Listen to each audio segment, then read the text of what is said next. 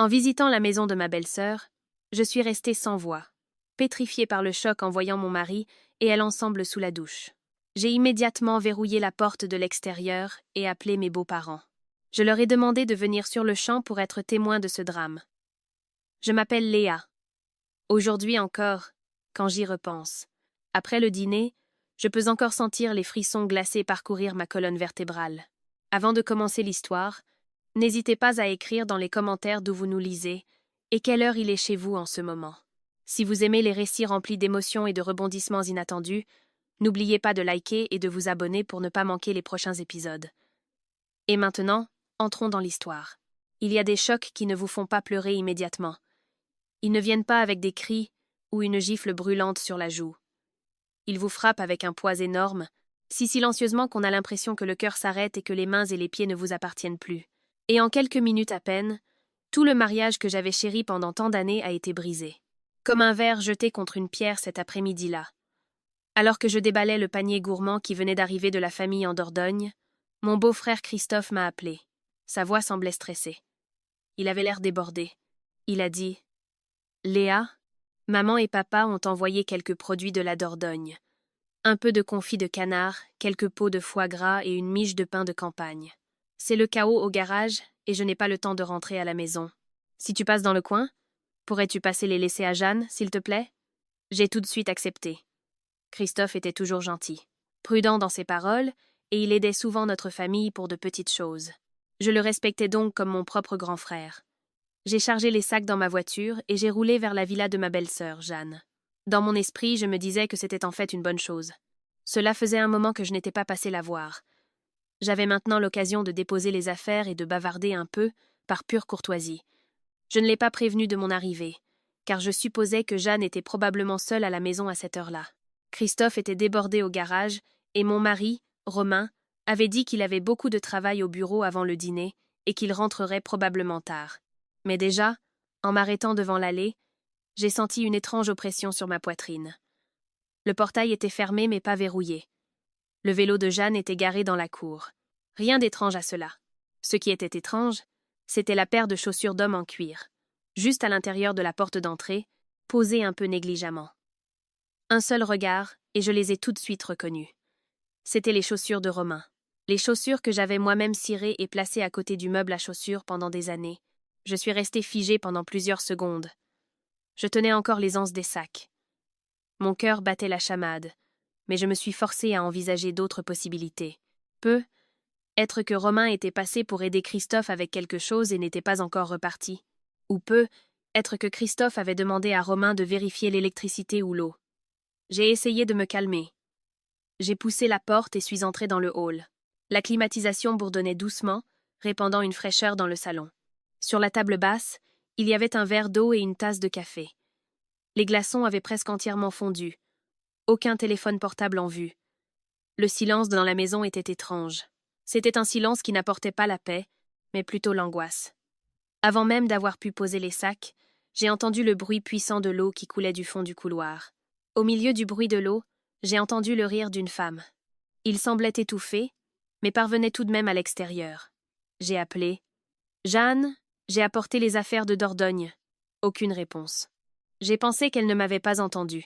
Alors j'ai fait quelques pas de plus. Juste à ce moment-là. Depuis la salle de bain, j'ai entendu une voix d'homme basse. « Chut! Et si quelqu'un arrivait ?» Tout mon corps s'est glacé. J'avais entendu cette voix pendant 5 ans. Comment aurais-je pu me tromper sur le fait que c'était la voix de Romain? Mon mari.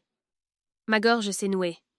Ma tête était complètement vide, mais mes pieds semblaient quand même m'entraîner vers l'avant. La porte de la salle de bain n'était pas complètement fermée. Il y avait une petite fente. Je me suis collée au mur. J'ai jeté un coup d'œil à travers la petite fente, et à cet instant, j'ai eu l'impression que tout mon monde s'effondrait. Sous l'eau qui coulait de la douche de tête, Romain serrait Jeanne par derrière. Une de ses mains reposait sur sa taille. Son visage était enfoui dans son cou. Jeanne penchait la tête en arrière et riait. Sa voix douce et familière ne suscitait maintenant que du dégoût. Elle a dit « De quoi as-tu peur ? Christophe ne rentre jamais à cette heure-ci. Et Léa, aussi stupide soit-elle, elle ne me soupçonnera jamais. Je ne me souviens pas comment j'ai réussi à respirer à ce moment-là. Je sais seulement que, du bout des doigts jusqu'au bas de mon dos, Je suis devenue glaciale. S'ils s'étaient juste tenus près l'un de l'autre à ce moment-là, j'aurais pu m'imaginer que c'était une erreur. Mais cette phrase a tué en moi tout dernier espoir idiot. Ce n'était pas un accident. Ce n'était pas une erreur. Et ce n'était manifestement pas la première fois. C'était une trahison calculée, cachée et traitée comme quelque chose de très banal pour eux. Une chose que je n'ai pas faite, c'est de faire irruption. Je n'ai pas pleuré non plus. Je n'ai pas crié. Je ne me suis pas jetée sur elle pour lui tirer les cheveux et faire une scène, comme les gens s'imaginent qu'une femme le fait lorsqu'elle découvre l'infidélité de son mari. J'ai simplement reculé, extrêmement silencieusement. Si silencieusement que j'ai eu peur de mon propre calme. À cet instant, j'ai fermé complètement la porte de la salle de bain et j'ai tourné le verrou de l'extérieur. Pas seulement ça. J'ai pris le petit tabouret en bois qui était appuyé contre le mur et je l'ai coincé sous la poignée de la porte. Tout cela s'est passé en quelques secondes à peine. Et à l'intérieur, le chaos a immédiatement éclaté. Des coups sourds et forts ont retenti contre la porte. Romain a crié fort. « Qui a fermé la porte ? Ouvrez immédiatement !» Puis est venue la voix paniquée de Jeanne. Choquée, mais elle essayait quand même de paraître dure. « Qui est là ? C'est toi, Léa. Ouvre !» Je me suis appuyée contre le mur. Mes mains tremblaient. J'ai failli laisser tomber mon portable. Mais mon esprit était froid comme de la glace. J'ai composé le numéro de ma belle-mère, Agnès. Puis j'ai appelé mon beau-père, Jean. Quand ils ont répondu, je n'ai dit qu'une seule phrase, avec un calme inquiétant. « Belle maman, beau papa, venez tout de suite chez Christophe. Il y a quelque chose que je veux que vous voyiez. Parce que si je vous le racontais seulement, vous ne me croiriez pas. » Les bruits à l'intérieur de la salle de bain sont devenus plus désespérés. Romain avait probablement compris que c'était moi qui étais là. Alors sa voix a changé. Il ne criait plus, mais a commencé à supplier. « Léa, je sais que c'est toi. Ouvre la porte. N'en fais pas toute une histoire. » J'ai regardé la porte qui tremblait devant moi, et mes lèvres se sont naturellement formées en un sourire amer. Un sourire dont je ne me savais pas capable auparavant. J'ai parlé fort, pour que les deux personnes à l'intérieur entendent chaque mot. Ne vous inquiétez pas. Je n'ai pas grand-chose à dire pour l'instant. Laissons les aînés de la famille venir et voir par eux-mêmes. Il y a des choses que l'on ne peut nier quand on les voit de ses propres yeux. Les coups violents contre la porte derrière moi résonnaient comme des coups de marteau qui brisaient mes 5 années de mariage. Ce qui faisait le plus mal, c'était de repenser à mes premiers jours dans la famille de mon mari. À l'époque, personne n'aurait pu imaginer que le jour viendrait où je me tiendrais devant une porte de salle de bain, écoutant les supplications de mon propre mari alors qu'il était enfermé avec ma belle-sœur. Car il fut un temps où je croyais vraiment avoir épousé un homme respectable et être entrée dans une famille certes stricte, mais pas méchante. Maintenant, je comprenais que les fissures dans une cellule familiale sont rarement visibles immédiatement. Elles commencent silencieusement. Si subtilement que lorsqu'on s'en rend compte, tout a déjà déraillé depuis longtemps. Romain et moi étions mariés depuis près de 5 ans. Quand nous étions jeunes mariés, j'étais comme n'importe quelle autre femme. Mon cœur était rempli d'espoir simple. À mes yeux, Romain était alors un homme gentil et travailleur. Il buvait rarement trop et savait comment prendre soin de sa femme.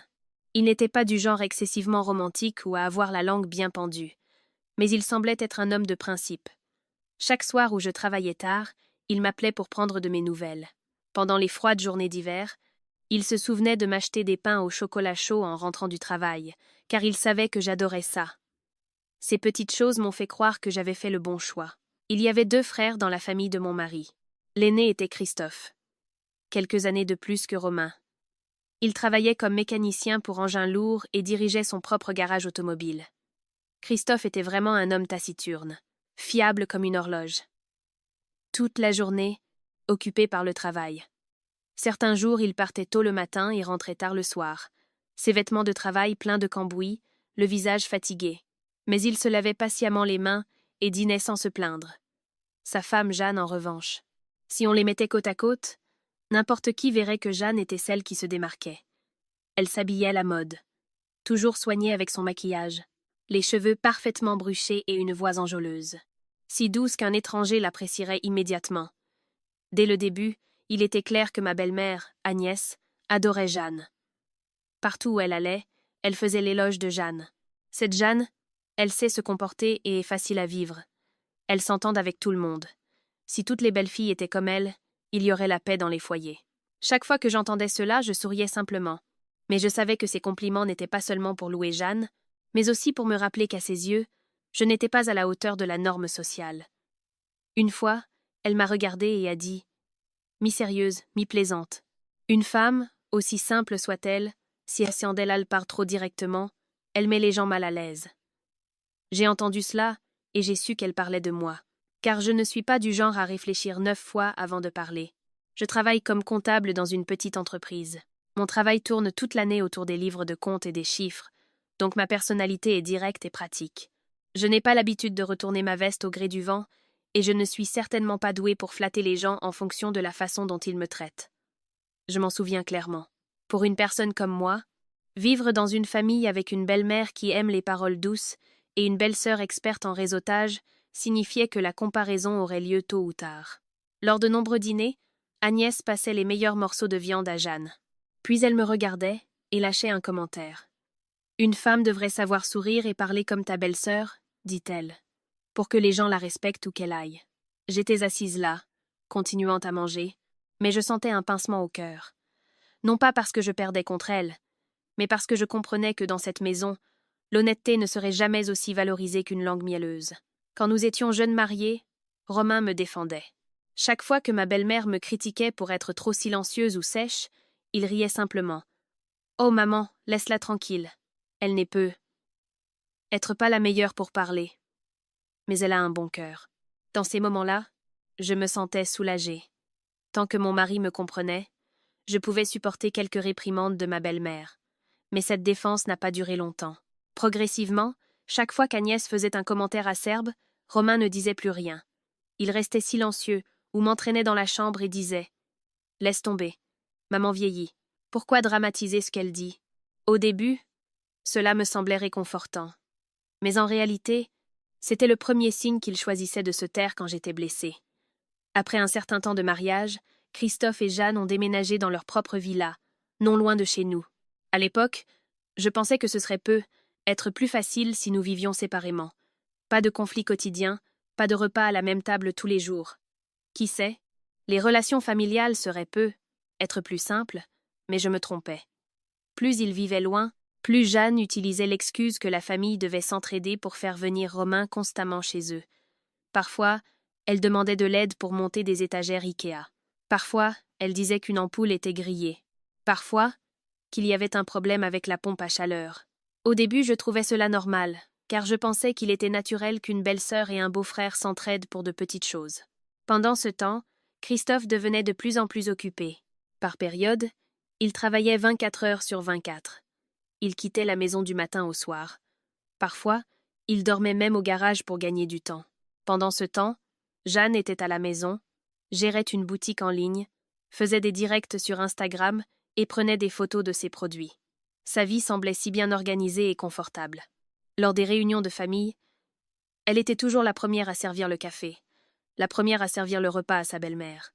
Elle posait toujours les bonnes questions au bon moment, ce qui faisait qu'Agnès l'aimait encore plus. Je sentais que, aux yeux de la famille de mon mari, je n'étais que la femme de Romain, tandis que Jeanne était la femme qui savait vivre, comment socialiser et comment rendre les autres heureux.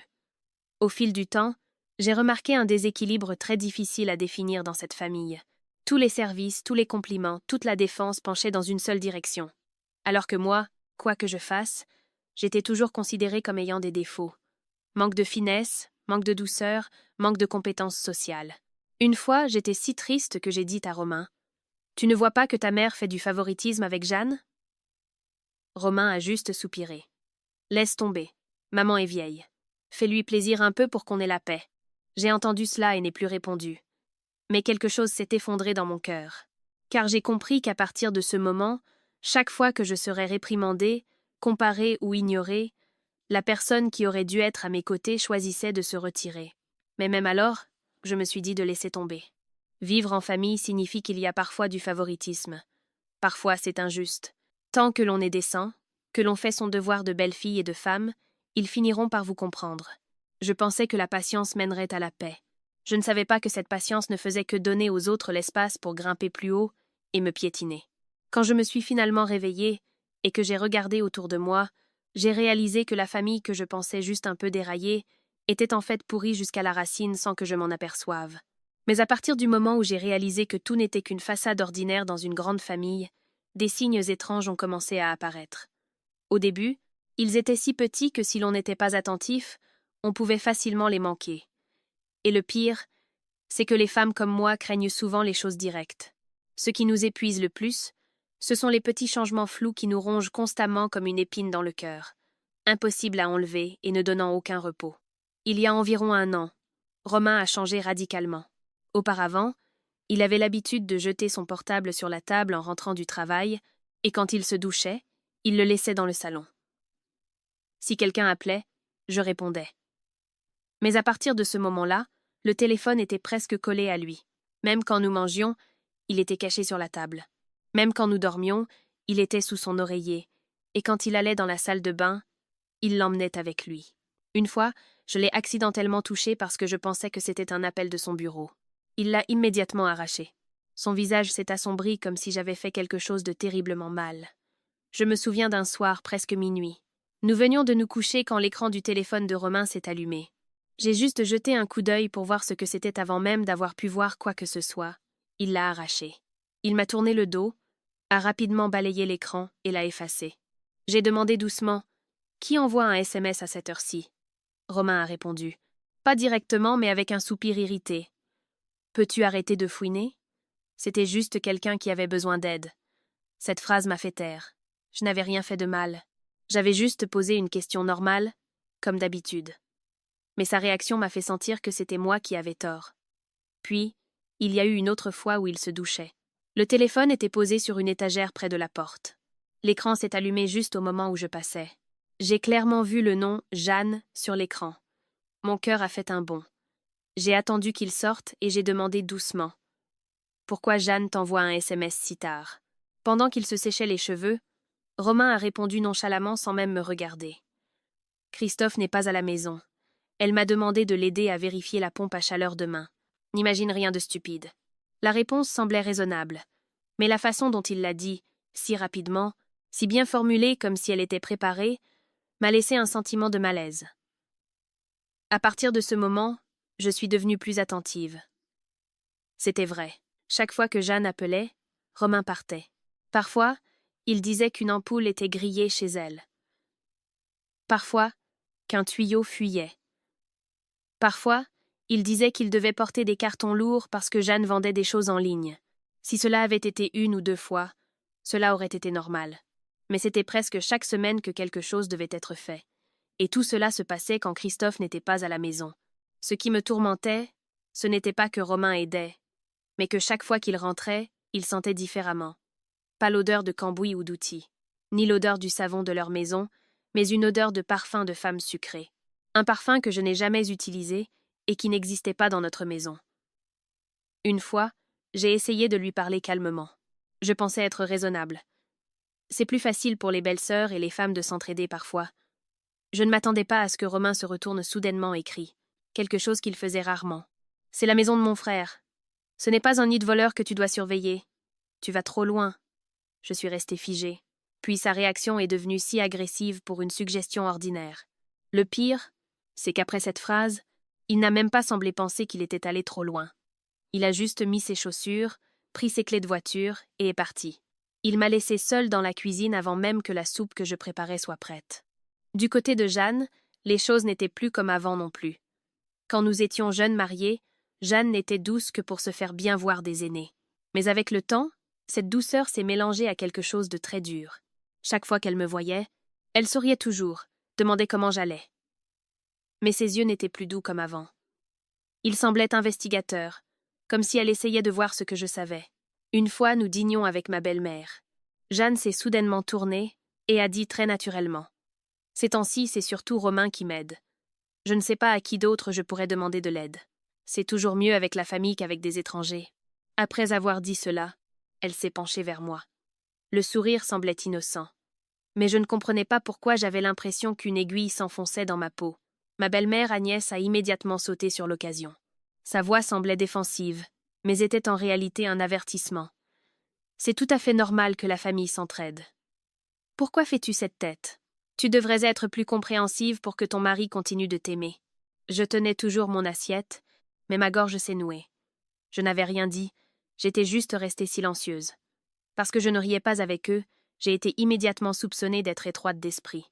Dans ces moments-là, je me sentais encore plus seule dans cette maison. Quoi que quelqu'un dise, quoi que quelqu'un insinue.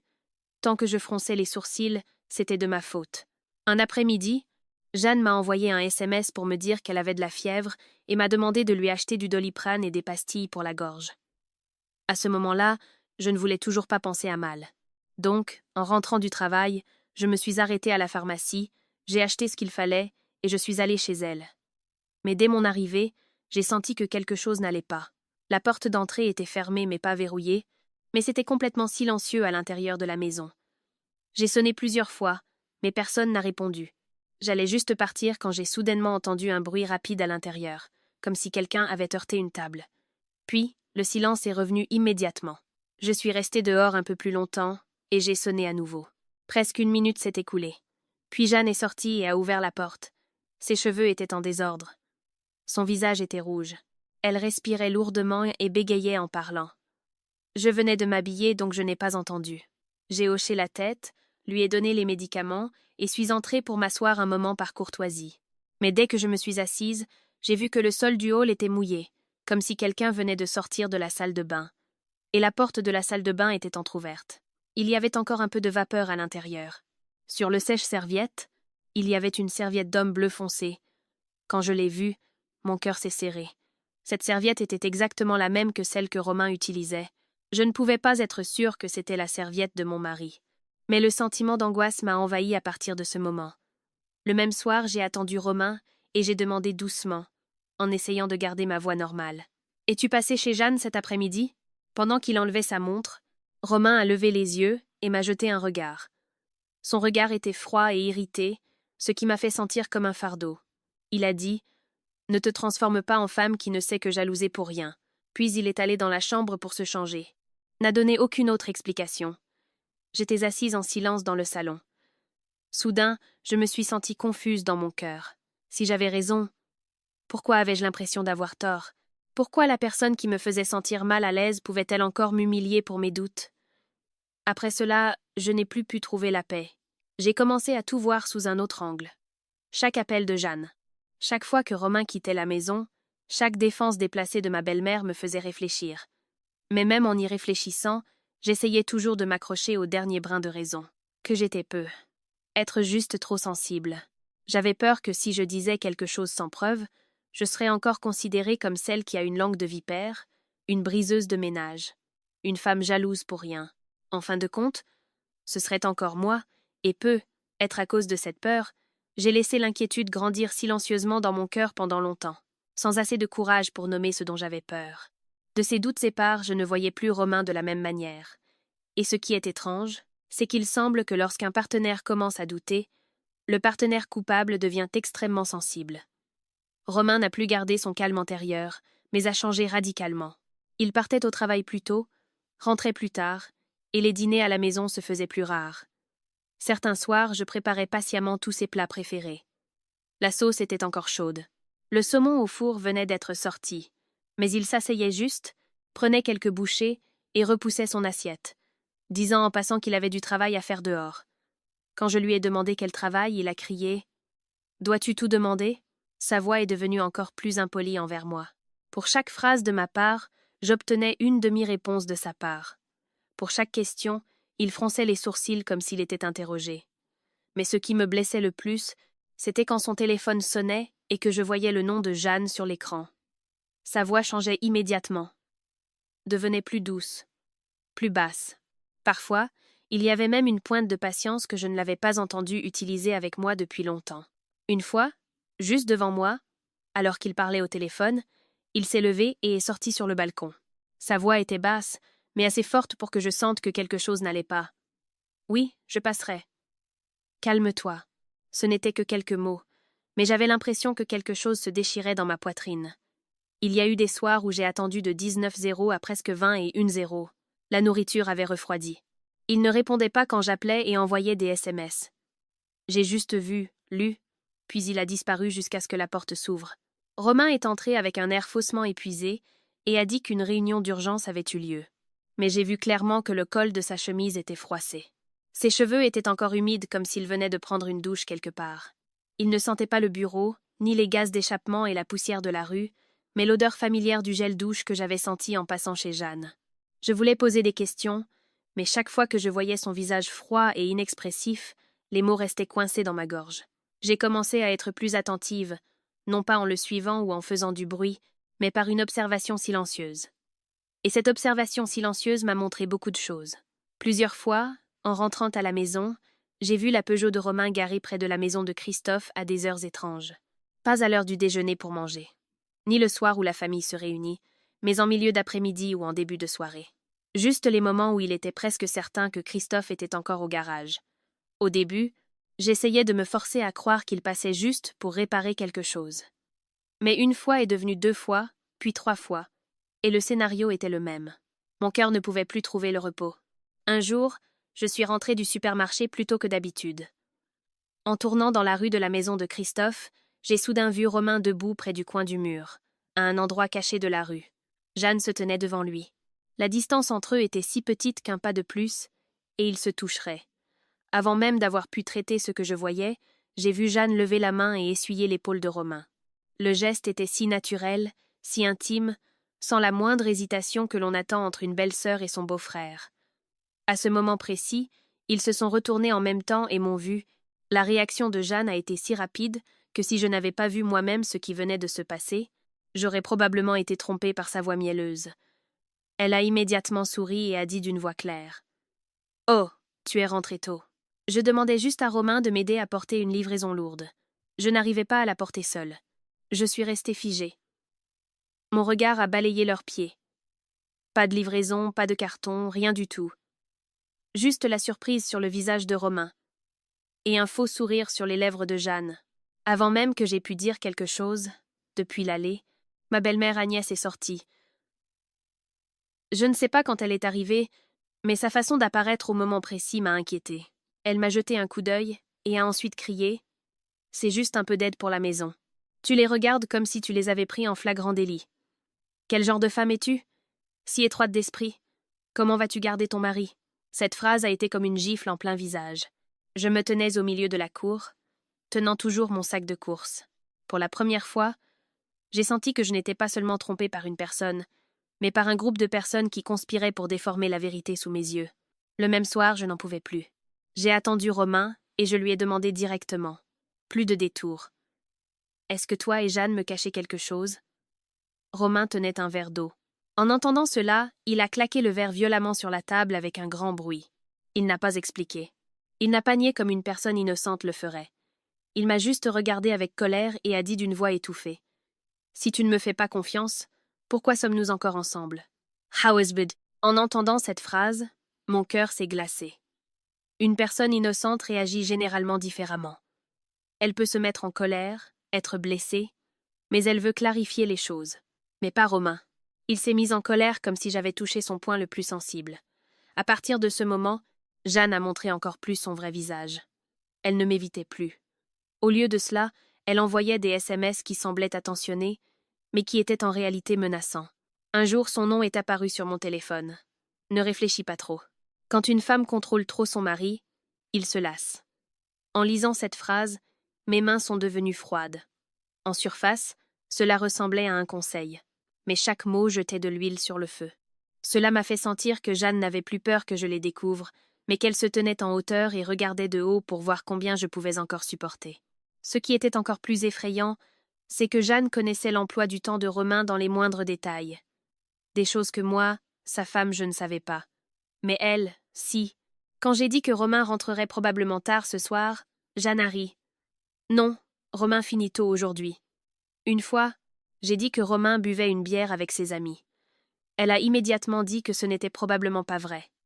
Il est occupé avec d'autres choses aujourd'hui. Ses commentaires semblaient aléatoires, mais plus je les entendais, plus je devenais inquiète.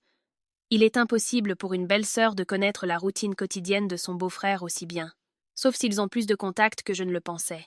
J'ai donc décidé de changer de tactique. Je suis restée silencieuse pendant plusieurs jours, faisant semblant d'ignorer, ne demandant pas, ne regardant pas, ne pressant pas. Honnêtement, Romain semblait soulagé. Son irritation a diminué, et quand il rentrait à la maison, il faisait à nouveau semblant de me demander si j'avais mangé. Jeanne était également heureuse à nouveau. Comme avant. Un après-midi, elle m'a même appelé pour m'inviter à prendre un café, disant qu'elle avait fait un bon gâteau. Cette fausse paix a été ce qui m'a ouvert les yeux. Ils n'étaient pas innocents. C'est pourquoi ils étaient calmes. Ils étaient trop confiants. Confiants que je supporterais, que je n'oserais pas révéler leurs secrets. Que même si j'avais des soupçons, je resterais une femme qui se tait et souffre comme ils le croyaient. Et à partir de ce moment, j'ai cessé de demander. Je ne me suis pas disputée. Je n'ai pas pleuré. Je ne me suis pas plainte. J'ai mémorisé en silence tout l'emploi du temps. Chaque fois que Romain quittait la maison. Chaque message ambigu de Jeanne. Chaque regard fuyant et fausse innocence. Je savais très bien que je me rapprochais d'une sale vérité, mais à ce moment-là, je n'avais encore aucune preuve en main. Mais l'intuition d'une femme trompée criait chaque jour dans mon cœur que j'étais menée en bateau. Et le plus douloureux, c'est que j'étais trompée au sein même de la famille que je luttais pour protéger. Mais quand un certain événement s'est produit une semaine avant que je ne les prenne en flagrant délit, je ne pouvais vraiment plus me mentir. Ce jour-là, il pleuvait depuis l'après-midi. Une pluie fine mais persistante, le genre de pluie qui rend les routes floues et le cœur lourd. J'ai fini de travailler plus tôt que d'habitude. Je me suis arrêtée au carrefour pour acheter du saumon et des légumes, puis je suis rentrée pour cuisiner. Dans ma tête, l'ambiance entre nous avait été trop tendue ces derniers temps. Donc ce soir, je serai plus douce. Cuisiner le plat préféré de Romain.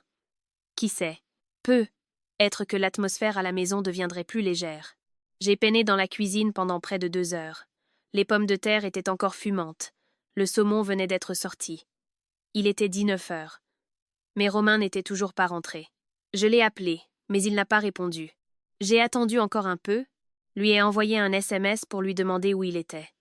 Il a mis longtemps à répondre brièvement. Juste 2 mots. Je suis occupée. Pas d'explication, pas de message. N'a même pas demandé si j'avais mangé. La froideur de ce SMS m'a soudain fait sentir à quel point ma cuisine était grande, à quel point il faisait froid. J'ai attendu près d'une demi-heure de plus, et mon cœur battait la chamade. Je ne comprenais pas pourquoi je me sentais si étrangement nerveuse ce jour-là. Le sentiment n'est pas venu fortement, mais a rampé lentement comme de l'eau s'infiltrant à travers une petite fissure. Finalement, j'ai composé le numéro de Jeanne. Honnêtement, je n'étais sûre de rien à ce moment-là. Je pensais juste que Romain était peu. Être allé là, bas comme d'habitude. Je pensais que je demanderais juste pour me calmer. L'appel a été répondu rapidement. Jeanne a répondu avec une voix intentionnellement somnolente, trop rapide et irritante à écouter. « Non, Léa, je suis seule à la maison. Je me sentais un peu mal, et je suis allongée depuis un moment. Y a-t-il un problème ?» Cette voix trop rapide, trop arrangée et trop douce m'a fait frissonner. Une personne vraiment fatiguée, qui est vraiment allongée, parle rarement aussi couramment, comme si elle lisait un texte. J'ai raccroché le téléphone. Mon cœur était en plein désarroi. Juste à ce moment-là, ma mère m'a appelé pour me demander d'acheter un sirop pour la toux car elle se sentait frigorifiée. J'ai mis mon imperméable, pris mon portefeuille et suis sortie à la pharmacie du coin. Il pleuvait légèrement. Les rues étaient glissantes. Les voitures qui passaient laissaient des traces d'eau sale qui éclaboussaient mes jambes de pantalon. Après avoir acheté les médicaments, sur le chemin du retour, je ne comprenais pas pourquoi j'ai tourné dans la rue de la maison de Christophe. Était-ce un accident, ou être que mon cœur m'y a guidé. Et juste au moment où je tournais derrière la haie basse à l'arrière de la maison, j'ai eu l'impression que mon cœur s'arrêtait. La Peugeot de Romain était garée dans un coin isolé près de la clôture, à un endroit difficile à voir de la rue. Le moteur était éteint. Il était clair qu'elle était garée là. Pas seulement pour 1 ou 2 minutes. Je suis restée sous l'auvent du voisin. J'ai serré les anses du sac de la pharmacie jusqu'à ce que ça fasse mal. Si Jeanne était vraiment seule à la maison comme elle l'avait dit, pourquoi la voiture de mon mari était-elle là? Et si Romain était là, pourquoi se cachaient-ils tous les deux? Ce n'étaient que 2 questions. Mais mon cerveau tournait comme si quelqu'un le tordait. J'ai pensé à entrer directement. Il y a même eu une seconde où j'ai fait un pas, mais je me suis arrêtée. J'avais peur. Ce que je craignais le plus, c'était une situation où je n'avais que de vagues soupçons. Alors, je serais encore une fois étiquetée comme une femme jalouse et folle. Je suis restée sous l'auvent.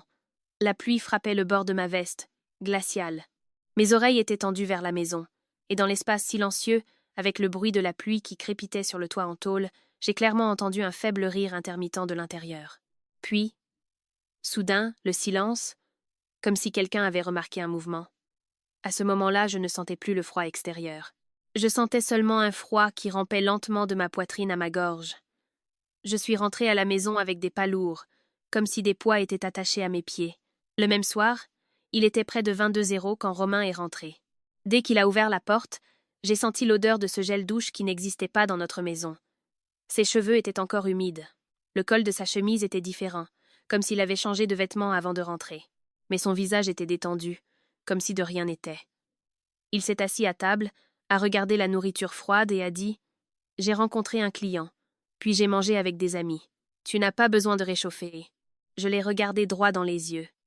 Pour la première fois depuis toutes ces années ensemble, je ne voyais pas l'homme en qui j'avais autrefois confiance. Je ne voyais qu'un menteur si habitué à mentir qu'il n'avait pas le moindre remords. Je lui ai demandé très calmement, si calmement que j'en ai été moi-même surprise. Romain s'est détourné, a enlevé sa montre et l'a jetée violemment sur la table. Puis il a dit froidement « Qui supporterait de vivre comme ça avec toi? Tu agis comme un flic toute la journée. » Il n'a pas répondu à ma question. Il ne l'a pas nié non plus. Il n'a fait qu'une chose. Il a fait en sorte que ce soit de ma faute.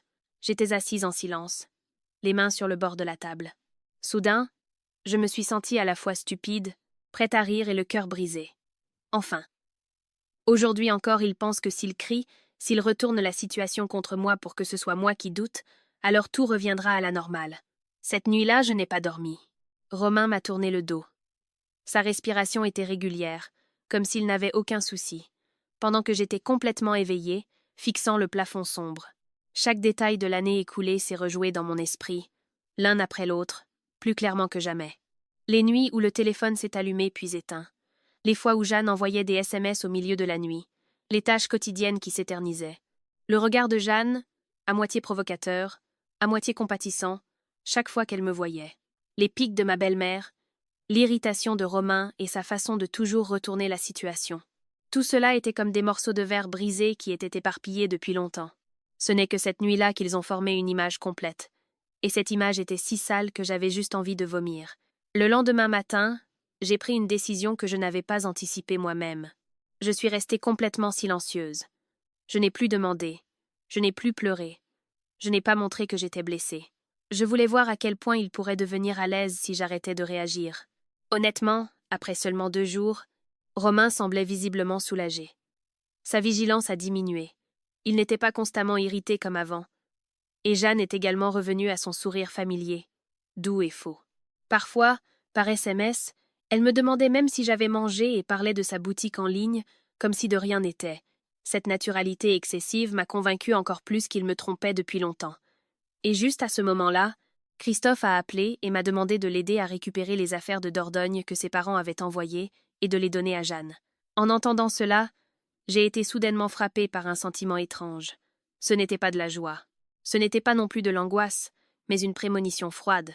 Je ne comprenais pas pourquoi, mais je savais que cette fois, je devais y aller, comme si une corde invisible m'attirait là, bas pour faire face à une vérité finale. Et cet après-midi-là, j'ai porté mon sac d'affaires et je suis entrée par le portail de la maison de Christophe sans prévenir personne. Et après seulement quelques minutes à la fente de la porte de la salle de bain, tous les doutes, toutes les nuits sans sommeil, toutes leurs dénégations sont devenues douloureusement claires. À cet instant, j'ai compris que pendant longtemps je n'avais pas suranalysé. Je n'étais pas non plus jalouse sans raison, comme il m'avait forcé à le croire. Il m'avait simplement trompée depuis si longtemps, si facilement que j'avais moi-même été induite en erreur par eux et avais même douté de mes propres sentiments. À l'intérieur de la porte de la salle de bain, les coups sont devenus plus intenses. Le tabouret en bois que j'avais coincé sous la poignée tremblait également. La voix de Romain de l'intérieur n'était plus la voix étouffée et manipulatrice d'avant, mais commençait à montrer des signes de panique. « Léa, ouvre. Parlons-en comme des adultes. » Je me suis appuyée contre le mur. La main qui tenait le téléphone était glaciale, mais mon esprit était étrangement calme. Je n'ai pas crié, je n'ai pas pleuré non plus, j'ai juste parlé assez fort pour que les 2 personnes à l'intérieur entendent chaque mot. « Nous attendons tes parents avant de parler. Alors vous pourrez expliquer ce que vous voulez. » En entendant ce que j'ai dit, il y a eu un silence à l'intérieur pendant quelques secondes, comme s'ils réalisaient tous les 2 que la situation était hors de contrôle. Puis Jeanne a soudainement crié d'un ton menaçant. « Léa, ne sois pas impolie. Ouvre la porte immédiatement. » En entendant cela, j'ai eu envie de rire. Une personne enfermée dans une salle de bain avec le mari d'une autre, et elle se croit encore en droit de me faire la leçon. Probablement parce qu'ils étaient si habitués à me voir silencieuse. habitué à me voir serrer les dents. Donc, jusqu'à ce moment, il pensait encore que s'il me faisait peur, je céderais. Moins de 10 minutes plus tard, j'ai entendu le bruit d'une voiture s'arrêtant à l'extérieur et des pas rapides se précipitant dans la maison. Agnès et Jean se sont précipités à l'intérieur. Leur visage était tendu. Dès qu'Agnès m'a vu là, son visage s'est immédiatement assombri. Elle a crié directement. « Pourquoi nous as-tu appelés en panique comme si la maison brûlait? Quel est le problème et pourquoi fais-tu du bruit? Si c'était avant, je me serais probablement empressée d'expliquer. Terrifiée d'être qualifiée d'impoli. Mais ce jour-là, je ne l'ai pas fait. J'ai lentement levé la main et j'ai pointé la porte de la salle de bain qui tremblait. Belle maman, pas besoin de demander. Beau papa. Ouvrez la porte et regardez par vous-même. Jean a froncé les sourcils, m'a regardé, puis la porte. À l'intérieur, Romain a crié juste au bon moment, à la fois choqué et en colère. Maman, papa, ouvrez-moi la porte. Rien qu'en entendant la voix de son fils de l'intérieur, le visage de Jean a immédiatement changé. Il s'est avancé rapidement, a violemment retiré le tabouret qui bloquait la porte. La porte s'est ouverte en grand et à cet instant, c'est comme si l'air avait été aspiré de toute la maison. Romain était figé à l'intérieur. Les cheveux trempés, les vêtements en désordre. Son visage était blême comme si quelqu'un lui avait versé de l'eau glacée dessus. Pendant ce temps, Jeanne serrait désespérément une serviette contre sa poitrine. Ses cheveux étaient en désordre et elle était recroquevillée dans un coin. Il n'y avait aucune distance entre eux qui puisse être qualifiée d'innocente. Un seul regard suffisait pour comprendre ce qui s'était passé. L'air s'est glacé, si silencieux que je pouvais presque entendre les gouttes d'eau de la douche tomber sur le carrelage. Agnès est restée paralysée pendant plusieurs secondes. Je pensais au moins qu'à ce moment-là, elle interrogerait son fils, mais non. Sa première réaction a été de se tourner vers moi avec colère et de crier « Qu'est-ce que tu fabriques? Pourquoi enfermes-tu les gens dans la salle de bain de cette façon ?» Je suis restée là, la regardant. Puis, pour la première fois de ma vie, j'ai souri droit au visage de ma belle-mère. Un sourire qui devait être glacial, car je me sentais moi-même étrangère dans mon propre corps. J'ai demandé, ma voix calme comme de la glace. « Est-ce que je les ai enfermés à tort? Ou ai-je ouvert la porte trop tôt ?» Jean s'est immédiatement tourné vers Romain. Sa voix était basse mais lourde comme du plomb. « Explique-toi. Qu'est-ce que c'est que ce bordel ?» Romain a ouvert la bouche plusieurs fois avant de pouvoir articuler quelques mots bégayants. « J'aidais juste Jeanne. J'ai réparé un tuyau d'eau. Puis je me suis mouillée. En entendant cela, je n'ai pas pu le supporter. Je l'ai coupé, lui ai jeté les mots au visage. Réparer des tuyaux d'eau qui nécessitent de vous presser l'un contre l'autre comme ça? Ou vous répariez-vous mutuellement? » La langue de Romain s'est glacée. Il a cligné rapidement des yeux, mais n'a pas pu répondre avec une seule phrase sensée. Le visage de Jeanne a également changé à ce moment. Typique d'une femme habituée à jouer la comédie. Elle a serré la serviette. Les larmes ont commencé à couler. Sa voix tremblait comme si elle était la victime. J'ai glissé dans la salle de bain. Romain m'a juste rattrapée. Nous n'avons rien fait. Ses pleurs, si c'était avant, elle aurait être pu tromper quelqu'un d'autre avec. Mais pas aujourd'hui. J'ai éclaté d'un rire sonore. Le rire a résonné dans la pièce honteuse. J'ai regardé Jeanne. Quel genre de glissade nécessite de s'enfermer dans la salle de bain et de se baigner ensemble sous la douche? Et tu as même dit, aussi stupide soit-elle, elle ne me soupçonnera jamais. Tu pensais que j'étais sourde? Après avoir dit cela, un silence pesant est tombé sur la pièce. Le visage de Jeanne s'est immédiatement figé. Les yeux pleins de larmes ont soudainement brillé. Romain s'est immédiatement tourné vers elle, puis vers moi, comme s'il ne pouvait pas croire que j'avais entendu cela. Jean était désemparé, les mains serrées si fort que les jointures blanchissaient. Et pour une fois, Agnès non plus ne pouvait pas crier. Son visage est devenu blême. Ses lèvres tremblaient mais aucun mot ne sortait. Je me tenais là, regardant un par un les visages familiers de cette famille, et j'ai senti un rire amer monter en moi. Il y a peu, j'étais la maîtresse de maison, celle qui devait toujours marcher sur des œufs pour maintenir la paix. Mais maintenant, c'était moi qui avais retiré le dernier voile, les forçant tous à voir leur vrai visage. Je ne ressentais aucune douleur qui me donnait envie de crier. Je ne ressentais qu'un froid glacial, un froid qui réveille une personne, qui lui fait réaliser qu'elle ne veut plus se mentir une seconde de plus.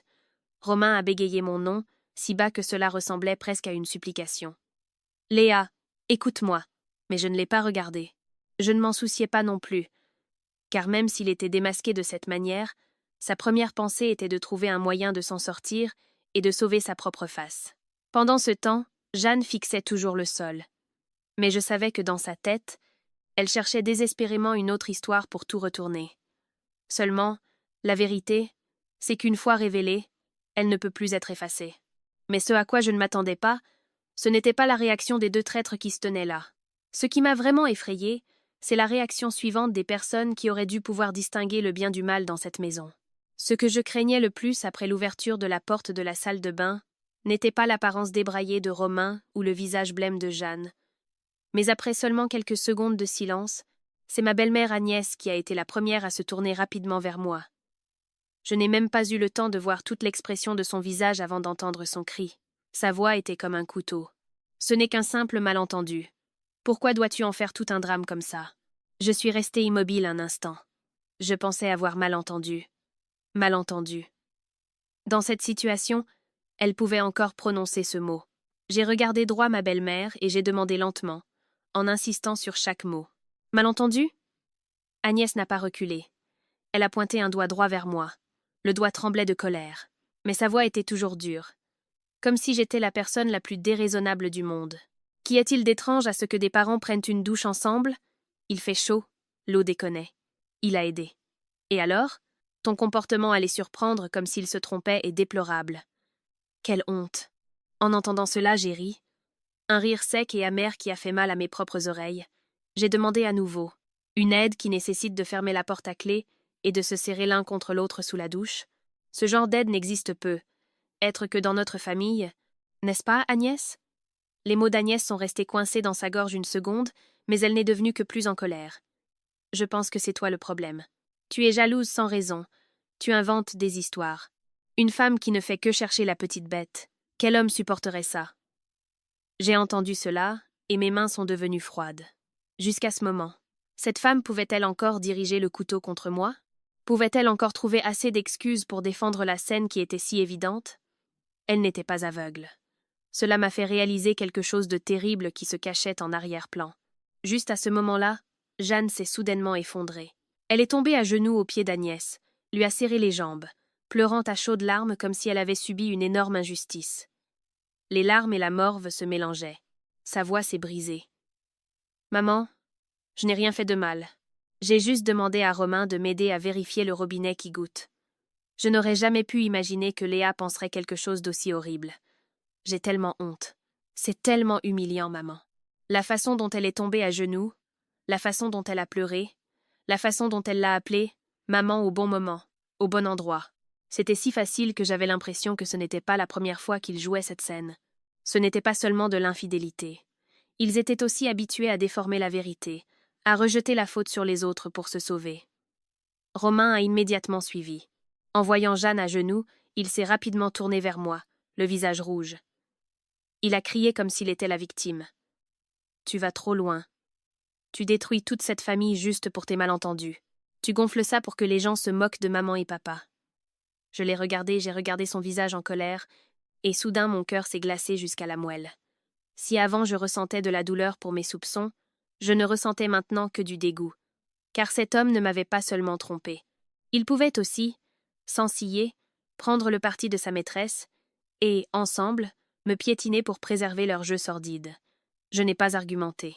Je n'ai pas crié non plus, comme il s'y attendait probablement. J'ai juste regardé un par un les deux personnes qui jouaient la comédie devant moi, et j'ai dit lentement « Vous êtes de bons acteurs. » Si je ne l'avais pas vu de mes propres yeux, du début à la fin, j'aurais être cru que c'était de ma faute. Cette phrase a fait taire Jeanne un instant. Mais très rapidement, elle a baissé la tête, pleurant encore plus fort, comme si elle voulait utiliser ses larmes pour cacher la vérité. Jean était silencieux depuis le début. Il se tenait près de la porte. Son visage était sombre. Ses mâchoires étaient si serrées que ça devait lui faire mal aux tempes. Puis, il a soudainement frappé du poing violemment sur la table d'à côté. Le bruit sourd a fait sursauter tout le monde. Il a rugi fort. « La ferme !»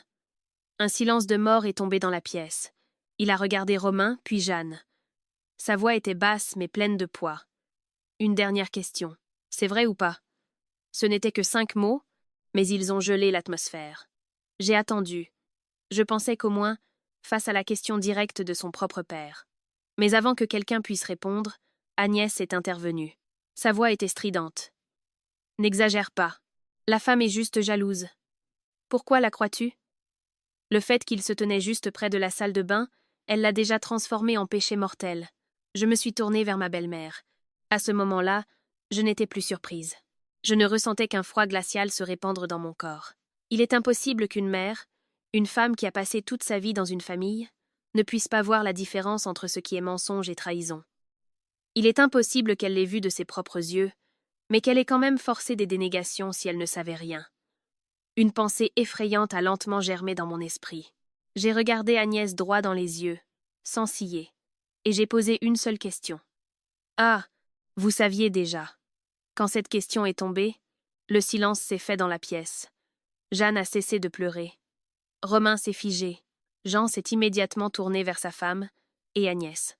Pour la première fois depuis son entrée, elle a complètement perdu ses couleurs. Ses lèvres tremblaient. Elle a hésité du regard une fraction de seconde. Juste une seconde. Mais pour moi, c'était suffisant. Je n'avais pas besoin de sa réponse, car ce silence disait tout ce que j'avais besoin de savoir. Je me tenais au milieu de la pièce, regardant les personnes qui devaient être ma famille.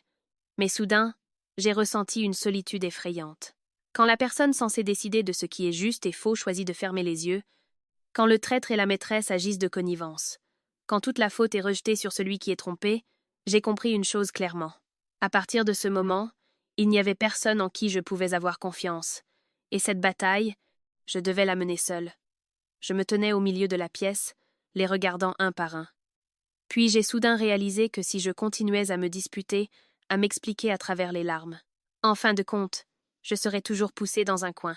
Depuis combien de temps n'était-il pas habitué à tout balayer avec quelques dénégations, quelques fausses larmes, et à me reprocher d'être jalouse et étroite d'esprit? Mais aujourd'hui, c'était différent. Aujourd'hui, je n'étais pas la Léa qui ne savait que ravaler sa douleur.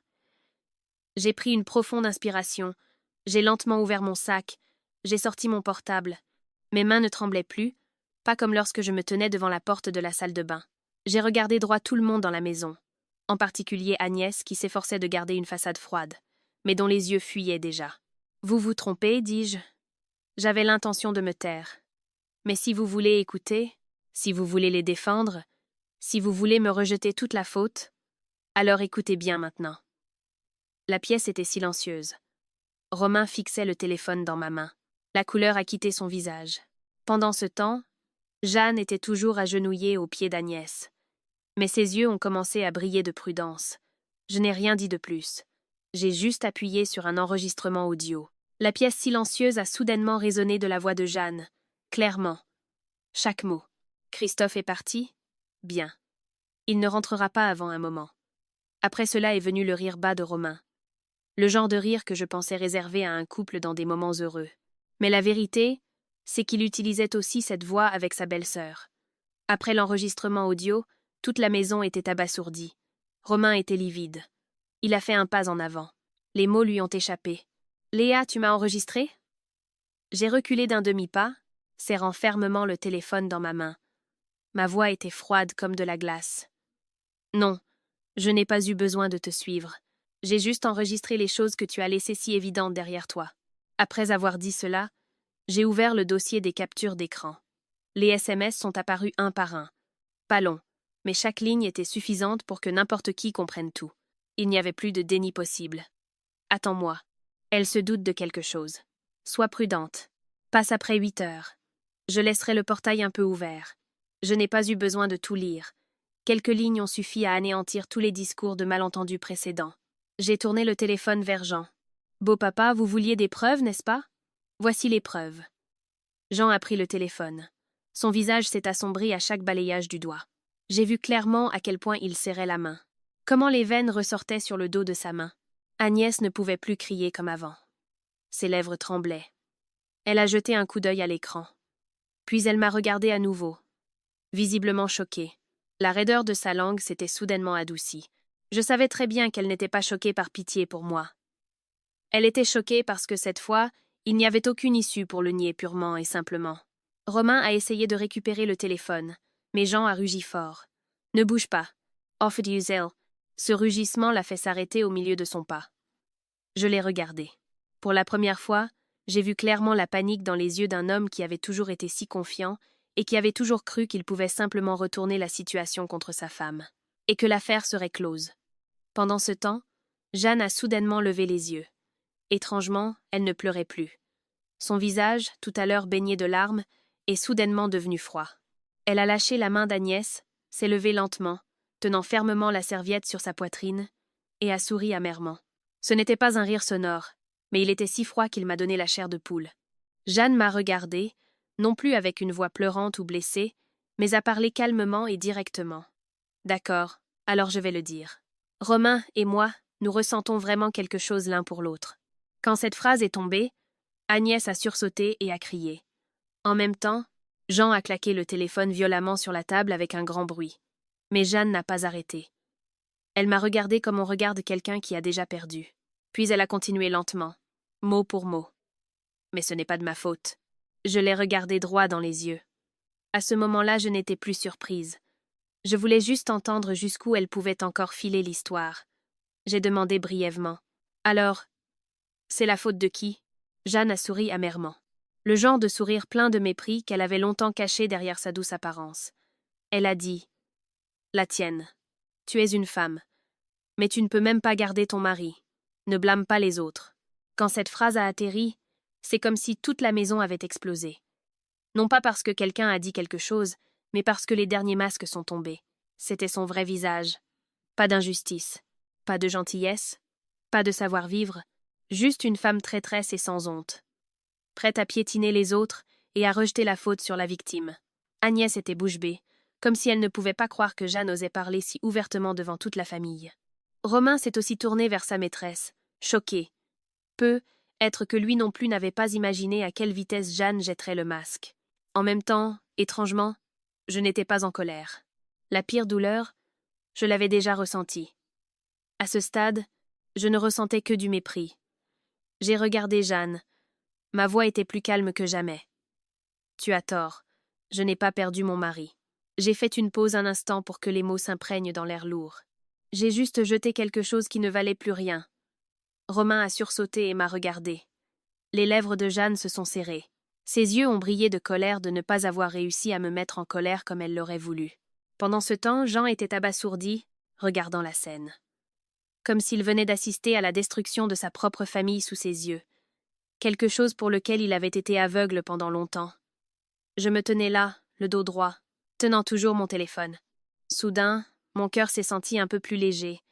Non pas parce que la douleur était terminée, mais parce que c'était la première fois. Après de nombreux mois à être passé d'un doute à un autre, à être ignoré, accusé, et à m'entendre dire que j'avais tort. Enfin, je n'étais plus dans le coin. Juste au moment où j'ai dit cela, on a entendu un bruit fort de l'extérieur, un portail qui s'ouvrait en grand. Des pas rapides sont entrés directement dans la maison. Puis une grande silhouette élancée est apparue dans l'embrasure de la porte. C'était Christophe. Il portait encore son bleu de travail couvert de saleté du garage. La boucle de sa ceinture était encore tachée de cambouis. Ses cheveux étaient humides de sueur et de la pluie extérieure. Mais ce qui m'a effrayé, ce n'est pas son arrivée, mais son visage. Ni surpris, ni effrayé, ni avec l'agressivité typique de vouloir se jeter à l'intérieur et exiger des réponses, comme je m'y attendais. Il s'est juste tenu là, laissant son regard glisser lentement sur la pièce. Son regard s'est arrêté sur Romain, puis sur Jeanne, effrayamment calme. Ce calme a fait se nouer mon cœur. Je l'ai regardé et j'ai demandé avec une boule dans la gorge. « Tu savais déjà. » Christophe ne m'a pas regardé tout de suite. Il a expiré un très faible soupir. Puis il a répondu. Sa voix était rauque, comme s'il était épuisé depuis très longtemps. Je le sais depuis longtemps. Quand cette phrase est tombée, c'est comme si quelqu'un avait versé de l'eau froide sur toute la pièce. Agnès a immédiatement levé les yeux. Le visage de Jean est devenu blême et il a fixé son fils aîné. Moi-même, j'ai eu l'impression que mes pieds étaient cloués au sol. En fait, je n'étais pas la seule à avoir été poussée dans le labyrinthe du doute. En fait, quelqu'un d'autre se tenait déjà dans l'ombre là, bas. Depuis longtemps. Jean a été le premier à réagir. Il a crié fort. Sa voix s'est brisée de colère. Tu savais, mais tu as laissé faire. Christophe a souri. Mais c'était un sourire amer qui m'a donné des frissons. Il a fait quelques pas à l'intérieur, a posé le sac en toile qu'il portait sur la table et a parlé lentement. Si je ne laissais pas faire, fatigué et usé toute la journée au garage. Et quand je rentrais à la maison, je voyais juste ma femme devenir de plus en plus distante.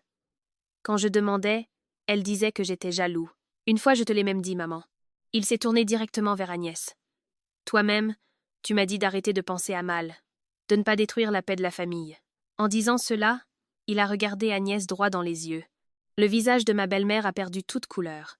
Ses lèvres tremblaient, mais elle n'a pas pu sortir un mot. Christophe s'est tourné vers Romain. Pour la première fois depuis que je l'ai rencontré, j'ai vu dans ses yeux un regard complètement dépourvu de patience et de gentillesse. C'était quelque chose à la fois de douloureux et de froid, comme s'il avait été blessé tant de fois qu'il ne ressentait plus la douleur, juste l'engourdissement. Il a dit « Je te voyais comme mon frère. Tout ce que j'avais de bon, je te le donnais. Tout ce qui était difficile, je t'aidais. Tu avais besoin d'argent, je te le donnais. Tu disais que tu étais occupé. J'ai même aidé chez toi plusieurs fois. Je n'aurais jamais pu imaginer que tu ferais ça. » Romain était figé. Son visage passait du blanc craie au gris. Il a ouvert la bouche comme s'il voulait argumenter. Mais le son qui est sorti n'était que des mots bégayants et incohérents. Jeanne, dont la voix était si dure tout à l'heure, maintenant elle a commencé à reculer. Mais Christophe ne leur a plus donné aucune chance de se cacher. Il a ouvert le sac en toile, a sorti une liasse de papier épaisse et l'a jetée sur la table. Les papiers se sont étalés devant tout le monde. Chaque mot qu'il a dit semblait être pressé entre ses dents serrées. « Et il y a plus, » continua-t-il.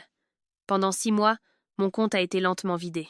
Parfois 500 € par virement, parfois 1000. Un jour, c'était même 1200. Je pensais que je me souvenais mal. Je pensais que c'était des prélèvements de la carte.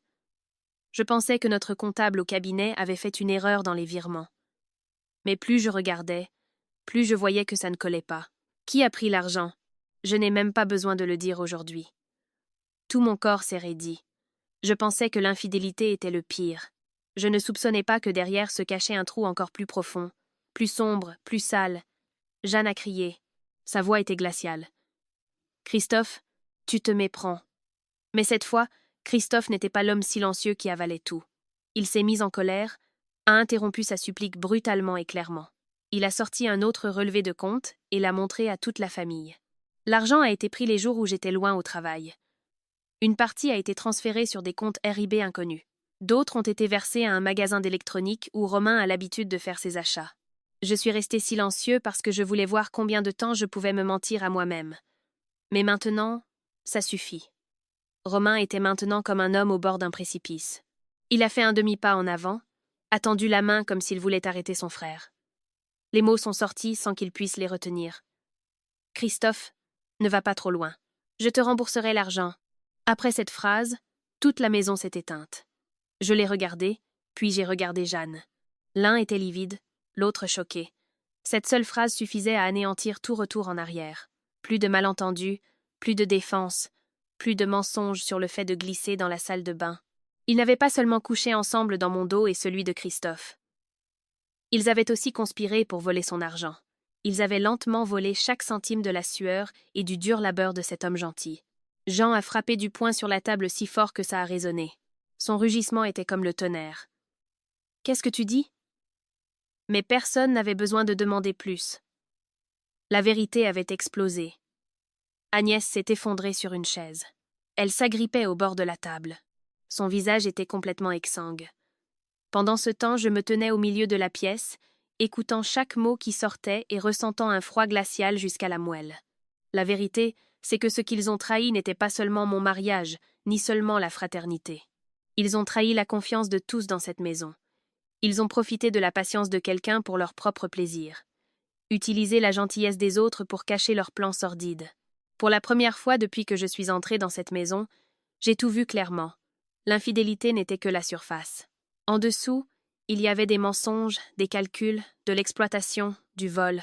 Et quand tout a explosé en même temps, j'ai compris que cette histoire n'était plus une histoire d'amour entre un homme et une femme. C'était devenu une trahison totale, si sale que rien ne pouvait plus la réparer. L'ambiance dans la pièce était si lourde. J'avais l'impression qu'au moindre bruit fort, tout allait exploser. Personne n'a parlé pendant plusieurs secondes, mais ce silence était plus effrayant que tous les cris précédents. Je me tenais au milieu de la pile de papier, au milieu des visages à la fois pâles et choqués. Soudain, j'ai senti à quel point tout ce qui se trouvait devant moi était étranger. C'était toujours la maison de Christophe. C'étaient toujours les gens que j'avais appelés Marie, belle-sœur, belle-mère pendant des années. Mais en un seul après-midi, tous les masques de la décence sont tombés. Romain a été le premier à rompre le silence. Toute son agressivité et sa colère avaient disparu, tout comme ses dénégations. Il s'est tourné vers moi. Sa voix s'est abaissée. Rauque, comme s'il luttait pour faire sortir le dernier petit fragment d'honnêteté. Léa, donne-moi une autre chance. J'ai fait une terrible erreur. Si c'était avant, rien que d'entendre sa voix douce. Comme ça. Mon cœur se serait être adouci, mais pas ce jour-là. J'ai longuement regardé mon mari, si longtemps qu'il n'a lui-même pas osé croiser mon regard. Puis j'ai demandé lentement, mot pour mot, d'une clarté effrayante. Demandes-tu pardon parce que tu as été pris ou pour ce que tu as fait? Après cette question, Romain est resté silencieux. Il a ouvert la bouche, l'a refermée. Son regard fuyait. Ses lèvres tremblaient faiblement. Aucun mot ne sortait. Ce court silence a suffi pour que je comprenne tout. Une personne qui regrette vraiment ne se tait pas comme ça. Il n'était pas désespéré parce qu'il m'avait trompé. Il était juste paniqué parce qu'il avait été démasqué. Parce que sa voix était bloquée. Parce que ses plans cachés s'étaient effondrés sur lui un après-midi inattendu. En voyant son fils impuissant, Agnès a immédiatement changé de ton. Auparavant, elle avait crié et forcé des dénégations. Maintenant, elle s'est tournée vers moi, a baissé la voix comme si elle calmait un enfant insupportable. D'accord, ce qui est fait est fait. Une femme doit savoir comment maintenir la famille unie. Laisse tomber ça maintenant. Qui est marié sans commettre d'erreur? En entendant cette phrase, j'ai commencé à rire. Un rire qui n'était pas fort. Mais j'ai moi-même ressenti la fatigue et l'amertume qu'il contenait. J'ai demandé à nouveau. Maintenir la famille unie de cette façon, Agnès, ou la maintenir unie pour qu'ils puissent plus facilement continuer à se voir? Agnès est restée silencieuse. Son visage a rougi. Être ne s'attendait-elle pas à ce que, à ce moment, je sois encore si calme que chaque mot était comme un coup de couteau pour elle. Mais je n'étais plus intéressée à me disputer avec elle. Je me suis tournée vers Jean. L'homme qui, du début à maintenant, était resté silencieux, semblait avoir vieilli de plusieurs années en un seul après-midi. Puis j'ai parlé très lentement. « Beau papa, je vous ai demandé de venir ici aujourd'hui non pas pour commencer une dispute, je voulais juste que vous voyiez clairement, parce que si j'étais la seule à parler, je serais probablement pour le reste de ma vie considérée comme la femme jalouse. La femme étroite d'esprit qui a brisé la famille. » Après avoir dit cela, j'ai ouvert mon sac. J'ai sorti une fine pochette en plastique, contenant des documents que j'avais préparés bien à l'avance. Je les ai posés directement sur la table où les relevés de compte, les photos, les SMS et toutes les autres saletés venaient d'être étalées. Ma voix était calme, si calme que je trouvais cela moi-même étrange. Je n'avais plus besoin de me disputer. J'ai choisi d'y mettre un terme. Romain a regardé le papier. Son visage s'est vidé de son sang. Il a immédiatement sursauté en le voyant, a parcouru les premières lignes et a ensuite été choqué comme s'il avait été ébouillanté. Papier de divorce. J'ai hoché la tête. Correct, j'ai déjà signé. L'air dans la pièce s'est resserré encore plus. Romain a jeté les papiers sur la table. Sa voix tremblait de choc. « Es-tu folle? Nous pouvons arranger ça. Pourquoi dois-tu aller si loin? » Je l'ai regardé. Pour la première fois, j'ai vu clairement la peur dans les yeux d'une personne qui avait toujours cru avoir le contrôle sur tout. J'ai dit clairement. Avec l'infidélité, point. Il n'y a pas de seconde chance. Et je ne reste pas une minute de plus pour te voir continuer à m'humilier. Quand j'ai dit cela, je me suis tournée vers Jeanne. Elle était appuyée contre le mur, tenant fermement la serviette, le visage livide. Mais il y avait encore dans ses yeux un regard à la fois en colère et têtu. Je l'ai longuement regardée. Puis j'ai parlé très légèrement. « Ah, Jeanne, j'espère que tu obtiendras ce que tu veux. » J'ai fait une pause un instant pour la laisser croire qu'elle m'avait vaincue. Puis j'ai continué.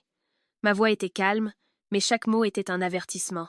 Une personne qui peut en tromper d'autres peut aussi te tromper. Aujourd'hui, il me quitte pour toi. Demain, il pourrait tout aussi bien te quitter pour quelqu'un d'autre. Le visage de Jeanne a tressailli. Ses lèvres se sont tendues. Elle s'est efforcée de garder sa façade dure. J'ai vu clairement l'hésitation luire dans ses yeux, car elle comprenait aussi que cette phrase était vraie.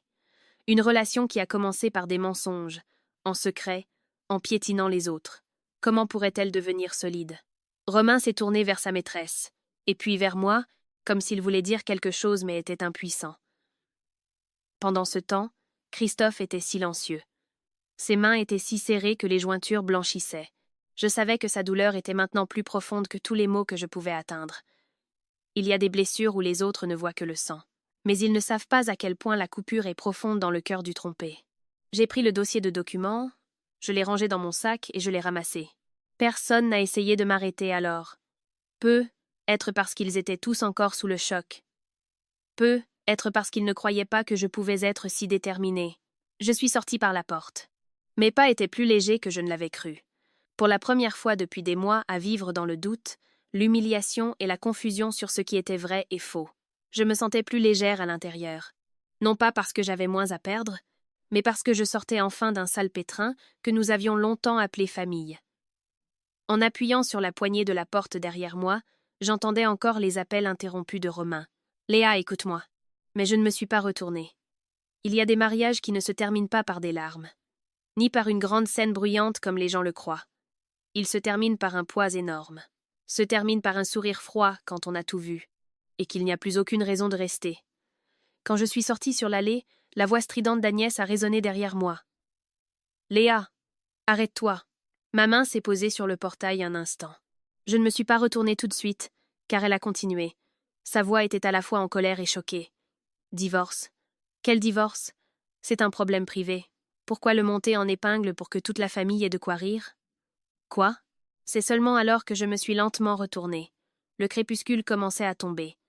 L'air du soir était frais, mais pas aussi froid que ce que ma belle-mère venait de dire. Je l'ai regardé.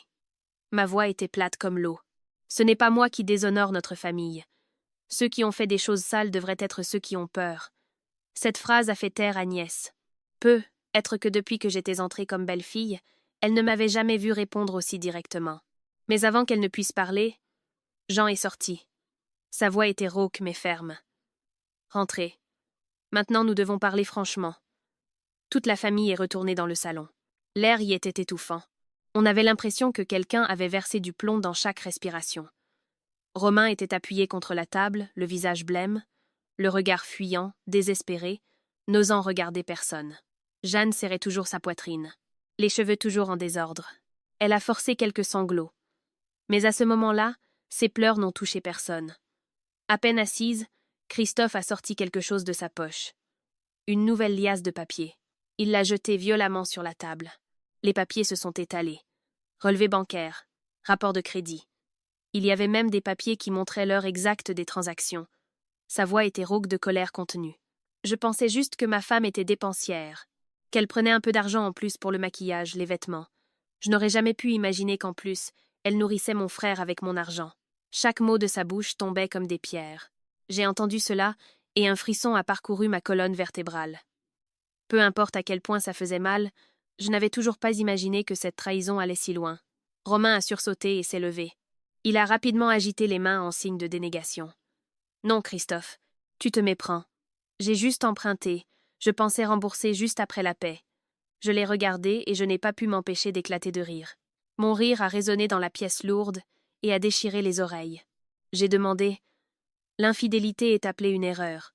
Voler de l'argent à son propre frère pour sponsoriser sa maîtresse est apparemment aussi une erreur. » Cette question a été comme jeter de l'essence sur le feu. Jean a frappé du poing si fort sur la table que les tasses à café et les verres ont tremblé. Son visage était rouge de rage. Pendant ce temps, Agnès serrait les lèvres. Ses yeux passaient rapidement entre les deux fils, comme si elle ne savait pas où fixer son regard. Juste à ce moment-là, le portable de Christophe a sonné. Toute la pièce a sursauté. Il a fixé l'écran une seconde. Puis il a répondu à l'appel. Je n'ai pas pu entendre clairement ce que la personne à l'autre bout du fil a dit. J'ai juste vu le visage en colère de Christophe se figer soudainement, puis blêmir. Il est resté silencieux longtemps et n'a répondu que par quelques phrases courtes. Je sais, je rappellerai plus tard. Il se lisait. Après avoir raccroché, il est resté silencieux plusieurs secondes. Ses yeux étaient écarquillés. Puis il s'est tourné vers Jeanne. Sa voix s'est abaissée et est devenue effrayante. C'était le fournisseur, dit Christophe. Ils ont annulé notre accord de crédit avec le garage. Toute la maison s'est éteinte. Il a continué. Chaque mot semblait être forcé de ses gencives. Quelqu'un a secrètement utilisé le nom de mon entreprise pour prendre un prêt rapide auprès d'un courtier en ligne. Un de ces prêts par SMS. Ils ont même appelé mes fournisseurs pour recouvrer la dette. Donc les fournisseurs ont cru que j'étais endettée et que j'avais fui. J'ai vu les mains de Jeanne trembler. Elle a bégayé. Je ne sais rien de tout ça. Je n'ai rien à voir avec ça. Mais cette fois, Christophe n'était plus l'homme gentil qu'il était. Il s'est précipité en avant et a sorti une autre feuille de papier de la pile. Il l'a brandie droit au visage de Jeanne. « Tu ne sais rien, mais tu peux signer avec ton identité bancaire pour le prêt. Tu ne sais rien, mais le numéro de garant et le numéro de téléphone de Romain. » Chaque mot est tombé et a étouffé toute la pièce. À ce moment-là, j'ai compris que tout ce que j'avais vu ces derniers mois n'était que le début. Sous la surface, il y avait un plan beaucoup plus sale. Agnès s'accrochait encore obstinément à ce qu'elle appelait la décence. Elle s'est tournée vers moi, a baissé la voix comme si elle commandait. « Léa, rentre chez toi maintenant. Nous allons régler ça au sein de notre propre famille. » Je l'ai regardé droit dans les yeux. Le sourire amer est réapparu au coin de ma bouche. Quand il me trompait, c'était notre problème. Maintenant que c'est découvert, c'est votre problème. Agnès est restée silencieuse. Ses yeux se sont agrandis, mais elle n'a pas pu sortir un mot. Être qu'elle commençait enfin à comprendre. Je n'étais plus la belle fille qui ne savait que courber l'échine et endurer pour préserver la paix comme avant. Romain s'est levé en furie. Il a essayé de se jeter en avant et de m'arracher les papiers de divorce des mains. Il a crié de pure colère. N'en fais pas plus. Y a-t-il autre chose? J'ai reculé d'un demi-pas, tenant fermement les papiers et prononçant chaque mot clairement. Grand ou petit, c'est toi qui as commencé. La seule chose que j'ai faite, c'est de mettre toute la saleté en lumière. Il s'est arrêté net. Ses yeux étaient fous de colère. Mais cette fois, il n'a pas osé me toucher. Probablement qu'il savait aussi qu'à partir du moment où la vérité a éclaté, il avait perdu le droit de hausser la voix contre moi. Soudain, Christophe s'est levé. La chaise derrière lui est tombée au sol avec un bruit sourd. Il a pointé droit le visage de Jeanne, puis celui de Romain. Sa voix s'est brisée de la colère longtemps contenue. À partir de ce moment, vous deux, quoi que vous vouliez faire, faites-le. Mais je vous promets, mon argent, mon garage, cette maison, chaque centime, je les récupérerai. Il n'y avait plus d'acceptation silencieuse. Pour la première fois de ma vie, j'ai vu un homme gentil devenir si furieux, pas le genre de cri bruyant pour évacuer la colère, mais une colère qui avait été contenue longtemps. Et quand elle est sortie, elle était froide et beaucoup plus effrayante. Et juste à ce moment-là, Jeanne a soudainement parlé comme si, dans son choc, elle avait laissé échapper quelque chose, mais c'était suffisant pour arrêter tout le monde. Elle a regardé Christophe, ses lèvres tremblaient, puis elle a souri amèrement. « Comment vas-tu pouvoir le récupérer? Cette maison, il n'est même pas sûr qu'elle soit encore à toi. » Quand cette phrase a atterri, toute la pièce est devenue silencieuse. Je fixais Jeanne. Mon cœur battait violemment. Infidélité, voler de l'argent, prendre des prêts au nom de l'entreprise. Et ce n'était toujours pas tout. Juste cette seule phrase. Je savais que derrière tout cela, il y avait un autre secret. Plus sombre, plus profond et être plus effrayant que tout ce que nous avions vu jusqu'à présent. Quand Jeanne a dit cela, c'est comme si l'air avait été coupé dans toute la pièce. J'ai vu clairement Christophe se figer une fraction de seconde. Puis il s'est immédiatement tourné vers sa femme. Ses yeux étaient injectés de sang, comme s'il brûlait. Sa voix était rauque. Les mots étaient lourds comme des pierres. « Qu'as-tu dit ?» Jeanne a réalisé qu'elle avait parlé trop vite. J'ai vu clairement la seconde où elle a tressailli de panique. Ses lèvres tremblaient, et elle a immédiatement baissé les yeux. Les larmes ont recommencé à couler, comme si elle voulait utiliser sa vulnérabilité pour cacher ce qu'elle avait dit. Mais il était trop tard. Il y a des mots qui, lorsqu'ils s'échappent dans la confusion, sont les plus vrais. Jean ne pouvait plus rester assis. Il a immédiatement saisi l'alias de papier sur la table. Il a rapidement parcouru les documents tout en fixant Jeanne. C'était évident, et son cri a même fait sursauter Agnès de sa chaise. Romain a réalisé que la situation était en train de complètement dégénérer et a fait un pas en avant comme s'il voulait intervenir et arrêter le tout. Mais Christophe a été plus rapide. Il a attrapé son frère par le col et l'a repoussé jusqu'à ce qu'il tombe sur la chaise. La poussée n'était pas extrêmement forte, mais contenait tout le poids des années de patience et de confiance brisées. Je n'avais jamais vu Christophe comme ça. Toute sa vie, il avait été bon et silencieux. Mais à ce moment, son visage ressemblait à celui d'un homme complètement différent, la douleur et la colère mélangées. La voix de Jeanne tremblait. Au début, elle essayait encore obstinément de nier. Mais sous le regard de Jean et le visage de Christophe qui semblait vouloir la dévorer vivante, elle a finalement avoué en bégayant qu'il y a près de 6 mois, elle avait trompé Christophe pour qu'il signe électroniquement une série de documents sous prétexte de compléter un contrat de prêt pour le garage. Comme pour ajouter une garantie et prouver les actifs communs pour l'examen de la banque. Christophe avait entièrement fait confiance à sa femme et, toute l'année, ne s'était concentré que sur son travail. Il n'a jamais pris le temps de lire attentivement les documents. S'il y avait une signature, il se connectait simplement et signait. Parmi une pile de papiers, outre quelques documents authentiques, il y avait aussi des procurations et des autorisations de transfert d'hypothèque. Quelque chose qu'il avait signé sans le savoir. En entendant cela, tout mon corps est devenu froid. En fait, Jeanne n'avait pas seulement trompé son mari en amour. En secret, elle avait aussi retourné les fondations de leur foyer. La maison où le couple vivait. Le plus grand bien que Christophe avait sué pendant de nombreuses années pour construire, elle l'avait aussi visé. Ce qui était encore plus terrible, c'est que Jeanne n'avait pas agi seule. Elle a elle-même avoué que Romain savait tout et l'avait même attendu chez l'agent immobilier. Comme Christophe était occupé par son travail, il n'accordait aucun temps aux papiers qu'il devait examiner. Quand Christophe a entendu cela, il a frappé du poing violemment sur la table. Le bruit de la jointure contre le bois était sourd, si puissant que le bord de la table a tremblé et le dos de sa main a commencé à saigner. Il n'a pas pleuré, mais sa voix tremblait d'une haine plus douloureuse que les larmes. Il a regardé Romain. Ses yeux semblaient vouloir arracher le visage de son frère. « Je t'ai traité comme mon frère. Je t'ai donné les clés de la maison, les clés du garage. S'il y avait quelque chose de bon, je le partageais. Si c'était difficile, je prenais sur moi. Et toi, tu emmènes ma femme dans mon dos pour tout me voler. » Romain a baissé la tête, les lèvres serrées. Il n'osait pas lever les yeux. Son silence n'était pas parce qu'il reconnaissait ses erreurs, mais parce qu'il n'avait plus de moyens de mentir. Agnès était complètement anéantie à ce moment-là. Elle bégayait. Ses yeux passaient du fils aîné au plus jeune, puis à Jeanne. « Mon Dieu, pourquoi? Pourquoi cela arrive-t-il à notre famille? Pourquoi en est-on arrivé là ?» Je me suis tournée vers elle. Dans mon cœur, il n'y avait plus de colère, juste une fatigue glaciale. J'ai dit sans détour, pas d'une voix forte, mais chaque mot était aussi tranchant qu'une gifle. Parce que vous vous êtes seulement soucié de cacher les défauts pour garder les apparences. Alors les gens se sentaient libres de faire n'importe quoi dans votre dos. Pour la première fois depuis mon arrivée comme belle-fille, Agnès était silencieuse devant moi. Elle a ouvert la bouche et l'a refermée. Son regard a évité le mien comme si elle n'osait pas me faire face. Mais ce qui est effrayant avec les gens de connivence, c'est que lorsqu'ils sont acculés, ils sont prêts à se poignarder dans le dos pour se sauver. Soudain, Jeanne s'est tournée vers Romain. Sa voix était acérée. « Pourquoi me fixes-tu? C'est toi-même qui m'as dit que je devais contrôler les actifs. N'as-tu pas dit ça? Christophe est trop gentil, as-tu dit. Il ne s'en sortira jamais dans la vie. Si on reste, il faut s'accrocher à quelque chose pour avoir quelque chose au cas où ça s'effondrerait à l'avenir. » Quand Romain a entendu cela, c'est comme si quelqu'un lui avait jeté de l'huile au visage. Il s'est levé et a crié. « La ferme! C'est toi qui es avide. Tu as toi-même dit que si ton nom était traîné dans la boue, tu devais obtenir beaucoup d'argent. Je ne t'ai pas forcé à signer quoi que ce soit. » Et ils ont commencé à se disputer au milieu du salon. Pas de belle-sœur qui savait se comporter, pas de mari qui demandait pardon. Juste un homme et une femme dont les masques avaient été arrachés. Tous deux effrayés et lâches. Tous deux se rejetant la faute.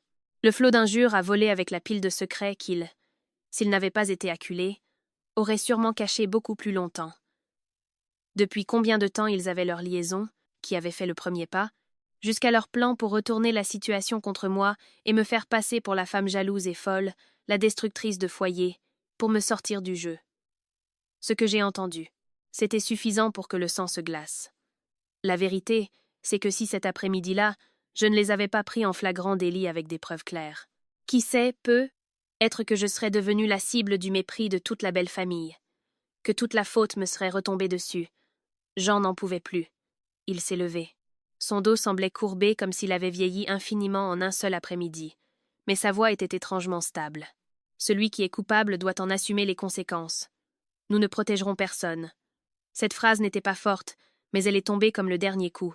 La voix de sortie de Romain semblait coupée. Il a immédiatement regardé son père avec des yeux rougis, comme s'il ne pouvait pas croire que le père, qui avait toujours défendu l'honneur de la famille par-dessus tout, pouvait même dire une telle chose devant des étrangers. Quand Agnès a entendu cela, elle s'est effondrée sur la chaise, pleurant et se frappant la poitrine. Sa voix était choquée. Pourquoi? Pourquoi cela arrive-t-il à ma famille? Pourquoi faut-il que ça aille si loin? Hauser. Mais cette fois, personne n'est venu la soutenir. Personne ne l'a réconfortée comme d'habitude. Elle-même avait à plusieurs reprises fermé les yeux sur ce qui était mal, s'était cachée de la trahison et avait involontairement cultivé un foyer de péché dans sa propre maison. Quand les conséquences sont tombées, ses pleurs n'étaient pas pitoyables, mais ils venaient trop tard. Au milieu de ce chaos, Romain s'est soudainement tourné vers moi. Pour la première fois de tout l'après-midi, sa voix n'était ni en colère ni querelleuse, mais abaissée si bas que c'était presque une prière. « Léa, dis quelque chose. Dis que je ne savais rien des vols. » Je l'ai regardé droit dans les yeux. J'ai regardé ce visage en qui j'avais autrefois cru, attendu, essayé de le préserver dans mon cœur pendant de nombreuses années. Puis j'ai répondu lentement à chaque mot. « Tu supplies la mauvaise personne. La personne qui croyait aveuglément en toi, elle est déjà morte depuis longtemps. » Après avoir dit cela, j'ai senti mon cœur devenir glacial mais extrêmement calme. Je ne tremblais plus, pas de boule dans la gorge. Juste une vérité limpide. Christophe s'est approché de moi. Il tenait une petite clé USB noire. Il l'a posée dans ma paume. Sa voix était basse et épuisée. La caméra que j'avais dans mon salon a été installée comme antivol pour les affaires à la maison. Pendant plusieurs mois, elle a enregistré par hasard chaque fois que Romain s'est faufilé quand je n'étais pas là. Je ne te donne pas ça pour que tu restes. Je te le donne pour que si tu as besoin de te protéger dans le divorce, alors je te donne tout. J'ai serré la clé USB. Mon cœur était lourd. La seule personne dans cette maison qui avait vraiment été trompée de la manière la plus douloureuse, qui avait le plus perdu, qui avait enduré le plus de honte, était la seule personne qui a choisi de dire la vérité jusqu'au bout, qui a choisi de m'aider à trouver un moyen de me protéger et de ne pas me traîner dans la boue. J'ai regardé la clé USB. Puis j'ai regardé les deux personnes qui se criaient dessus devant moi. J'ai regardé Agnès qui pleurait à chaudes larmes. J'ai regardé Jean qui tournait le dos comme s'il avait vieilli de 10 ans. Et à ce moment-là, j'ai compris une chose très clairement. La punition la plus dure pour un traître n'est pas les larmes de la victime, mais lorsque l'épreuve et le karma les frappent en même temps et arrachent toute dénégation pour qu'ils se voient quand ils sont les plus pathétiques. Romain pensait que c'était une victoire de trahir sa femme pour suivre sa maîtresse. Il n'a jamais pensé qu'en une nuit, il perdrait sa femme, perdrait sa famille, perdrait sa dignité et aurait déjà un pied dans le pétrin juridique que lui et Jeanne avaient créé. Après cet après-midi terrible, je ne suis jamais retournée à la maison de mon mari. J'ai emballé quelques vêtements, mes papiers personnels et la clé USB que Christophe m'avait donnée. Puis je suis allée directement chez mes parents. La première nuit, j'étais allongée dans mon ancien lit. Je n'ai pas pleuré. C'est étrange. Les gens pensent qu'une femme trompée souffrira énormément. Se cognera la tête contre le mur, serrera l'oreiller et pleurera jusqu'au matin. Mais j'étais juste allongée là, les yeux ouverts, fixant le plafond. La scène de Romain et Jeanne dans la salle de bain n'était plus dans mes pensées. À la place, le moment où il m'a demandé de le défendre s'est rejoué encore et encore. Un homme qui a trompé sa femme, qui a même trompé son propre frère. Quand il a été acculé, il pensait encore à comment entraîner sa femme pour se sauver. Quand j'y ai pensé, mon cœur s'est glacé jusqu'à la moelle. Quelques jours plus tard, j'ai officiellement déposé les papiers de divorce au tribunal. Depuis que j'étais retournée chez mes parents, mon téléphone n'arrêtait pas de sonner. Romain appelait sans cesse. Parfois, il envoyait des SMS mielleux. « J'ai fait une erreur. Donne-moi une chance de tout arranger. » Parfois, il utilisait des menaces à peine voilées. « Si tu penses nous rendre la vie difficile, ne t'en prends qu'à toi à la fin. » Parfois, il envoyait de longs SMS au milieu de la nuit, expliquant que les problèmes grandissaient, que ses parents étaient déprimés et que je devrais penser à notre long mariage et retirer la demande de divorce. Je les ai lus et les ai effacés. N'ai pas répondu à un seul appel. N'ai pas échangé un seul mot avec lui. Parce que je savais clairement, une personne qui regrette vraiment n'envoie pas de SMS comme ça. Il a juste peur de se déshonorer, peur de perdre son filet de sécurité, peur de devoir payer. Lors de l'audience de conciliation au tribunal, mon père m'accompagnait. De l'autre côté, Romain est apparu, l'air déprimé, avec des cernes sous les yeux et une barbe négligée, comme s'il essayait délibérément de paraître souffrant. Avec lui se trouvait Agnès. Il ne s'était écoulé que quelques jours, mais elle semblait beaucoup plus faible. Ses yeux fuyaient vers le bas. Elle n'était pas aussi agressive qu'avant. Dès qu'elle m'a vue, ses yeux sont devenus rouges. Elle m'a pris la main comme si elle voulait s'accrocher à quelque chose. Elle a parlé faiblement. C'était presque une prière. « Léa, vous êtes mariée après tout. S'il te plaît, retire la demande pour que nous ne nous déshonorions pas devant tout le monde. » Je l'ai longuement regardée. Puis j'ai posé une question très doucement, mais avec du poids dans chaque mot. « Quand vous avez défendu Jeanne, aviez-vous peur de vous déshonorer alors ?» Agnès s'est figée et a lentement lâché ma main. Quand nous sommes entrés dans la salle d'audience, Romain a recommencé à jouer le rôle du pauvre mari trompé. Il a dit qu'il avait été manipulé par Jeanne, qu'il était tombé dans un moment de faiblesse. Mais maintenant, il avait repris ses esprits. Il voulait juste revenir et recommencer. Il s'est même tourné vers moi avec les yeux rouges et a dit d'une voix étranglée. « Léa, je te le promets, je vais rompre avec tout le monde. Si seulement tu acceptes de revenir. Je ferai n'importe quoi. Si c'était moi il y a quelques mois. Alors, mon cœur aurait pu être souffert en entendant ces mots. Mais maintenant, je ne ressentais que de la fatigue. Fatigué qu'il croit encore qu'un peu de flatterie, quelques dernières larmes pouvaient effacer tout ce qu'il avait fait. Je n'ai pas argumenté longtemps. J'ai juste déverrouillé mon téléphone et j'ai mis un fichier audio devant lui. Dans la petite pièce, la voix de Romain a soudainement résonné. Chaque mot était limpide. Dès que Léa signe le divorce, on parlera de l'appartement et de l'argent. C'était l'enregistrement audio que j'avais obtenu des données de la clé USB que Christophe m'avait donnée. Une fois où Romain et Jeanne parlaient dans son salon, pensant que personne ne pouvait les entendre. Après la lecture, le visage de Romain est devenu blême. Il a ouvert la bouche et l'a refermée. À côté de lui, Agnès était si choquée qu'elle ne pouvait même pas pleurer. Le juge a regardé silencieusement de moi à Romain. Un seul regard a suffi pour comprendre que ce mariage ne pouvait pas être sauvé. Je me suis assise droite, les mains sur la table, et j'ai dit brièvement « Je ne suis pas venue ici pour écouter plus de comédie. Je suis venue pour en finir. » Quand j'ai dit cela, je me suis sentie étrangement sereine. Pas de tremblement, pas de boule dans la gorge, pas de colère.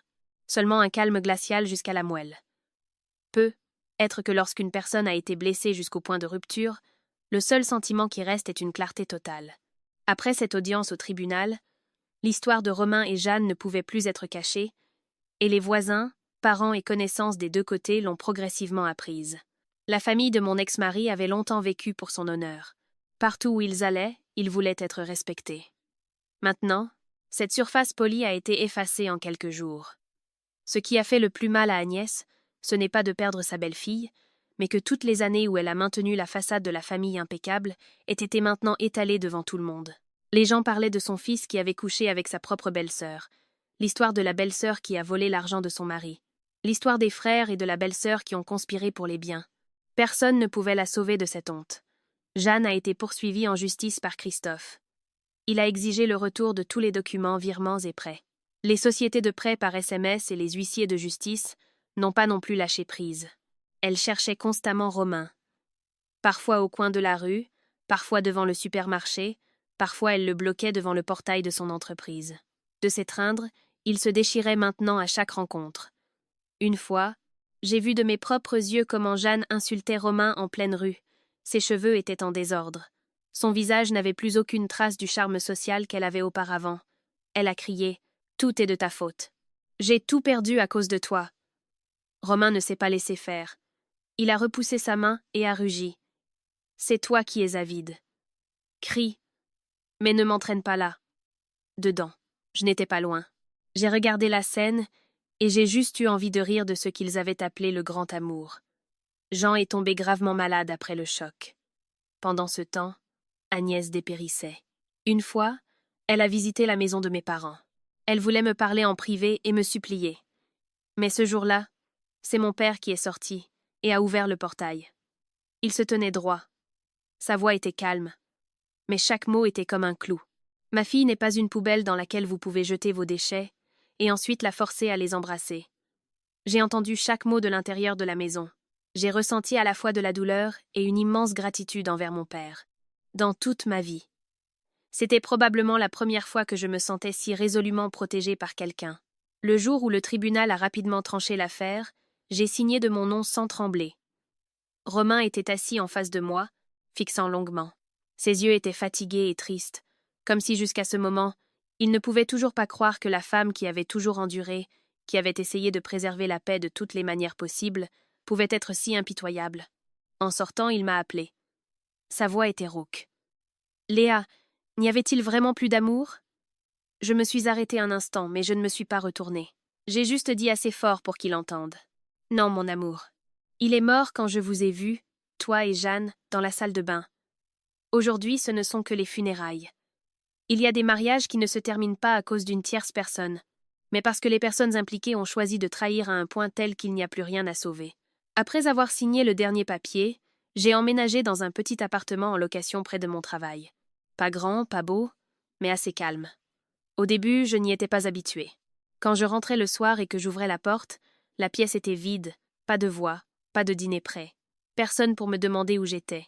Parfois, je me tenais au milieu de la pièce, tenant toujours mon sac, et je ressentais une étrange tristesse. Mais quand il était temps de me coucher et que je fermais les yeux, je dormais pour la première fois depuis longtemps très profondément. Je ne me réveillais pas en sursaut à cause d'un SMS étrange. Je ne doutais pas d'un appel au milieu de la nuit. Je n'avais pas besoin de deviner ce que la personne à côté de moi cachait. Ce silence n'était pas effrayant comme je le pensais. Il était clair et pur. Christophe a aussi remis de l'ordre dans sa vie par la suite. Il ne parlait pas beaucoup. Il a gardé son calme habituel, mais je savais qu'il avait changé. Il a coopéré activement dans les procédures judiciaires, a récupéré certains des papiers, a réussi à prouver plusieurs des faux prêts. Quand il m'a remis la dernière copie des données de la caméra de surveillance, il n'a dit qu'une chose. Pas fort, mais très sincère. Ce jour-là, si tu étais restée silencieuse, tu ne m'aurais pas sauvée non plus.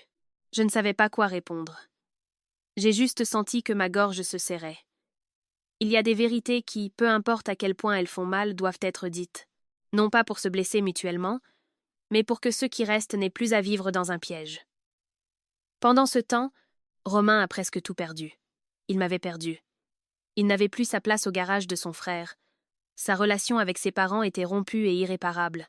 L'homme qui se croyait si intelligent, qui pensait que quelques mots bien choisis retourneraient tout, se retrouva finalement au milieu d'un vide qu'il avait lui-même créé. Je ne suis plus en colère contre lui. En fait, il y a des gens qui, lorsqu'ils atteignent ce point, ne perdent pas seulement la personne à leur côté, mais aussi leur propre image aux yeux de tous. Et cette perte, personne ne peut la compenser pour lui. Jeanne n'avait plus sa place dans ses anciens cercles.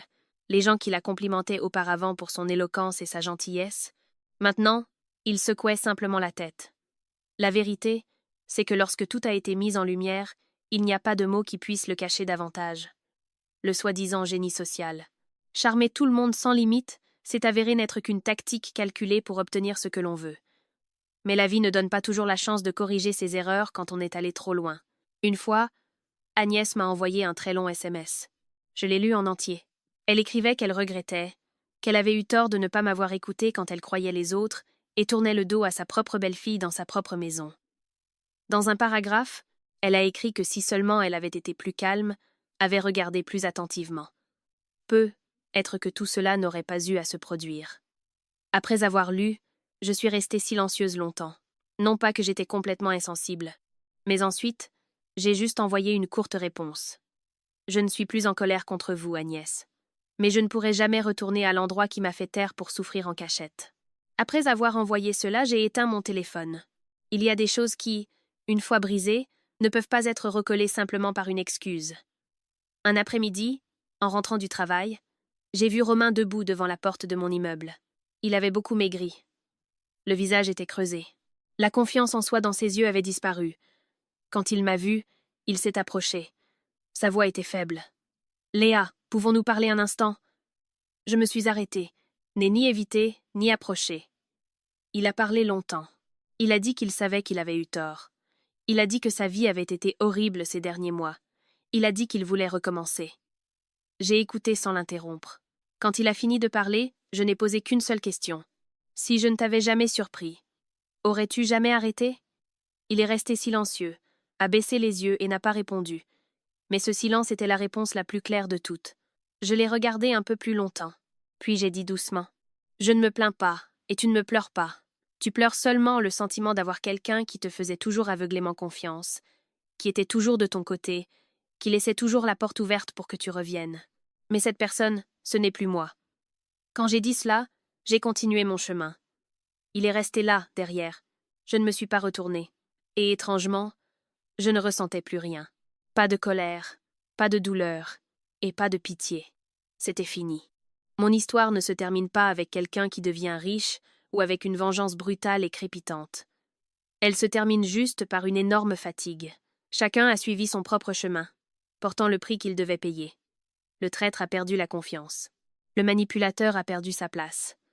Celui qui a fermé les yeux sur ce qui était mal vivra avec des regrets. Mais moi, j'ai perdu un mariage. mais j'ai gardé mon respect de moi-même. S'il y a une dernière chose que je dois dire, je pense que j'ai compris une chose très simple. Une femme n'a pas peur des épreuves. Elle n'a pas non plus peur de repartir de zéro. Le plus effrayant n'est pas de perdre quelqu'un, mais d'être trompé et forcé de se taire pour protéger la façade de quelqu'un d'autre. Mais une fois que l'on voit le vrai visage de la personne à côté de soi, partir n'est pas une défaite. Partir à temps est parfois le seul moyen de se sauver. Il y a des portes qui se ferment avec douleur, mais juste à ce moment-là, un nouveau chemin s'ouvre. Pas bruyant, pas vantard, mais il vous donne assez de paix pour vivre d'une manière plus décente pour vous-même.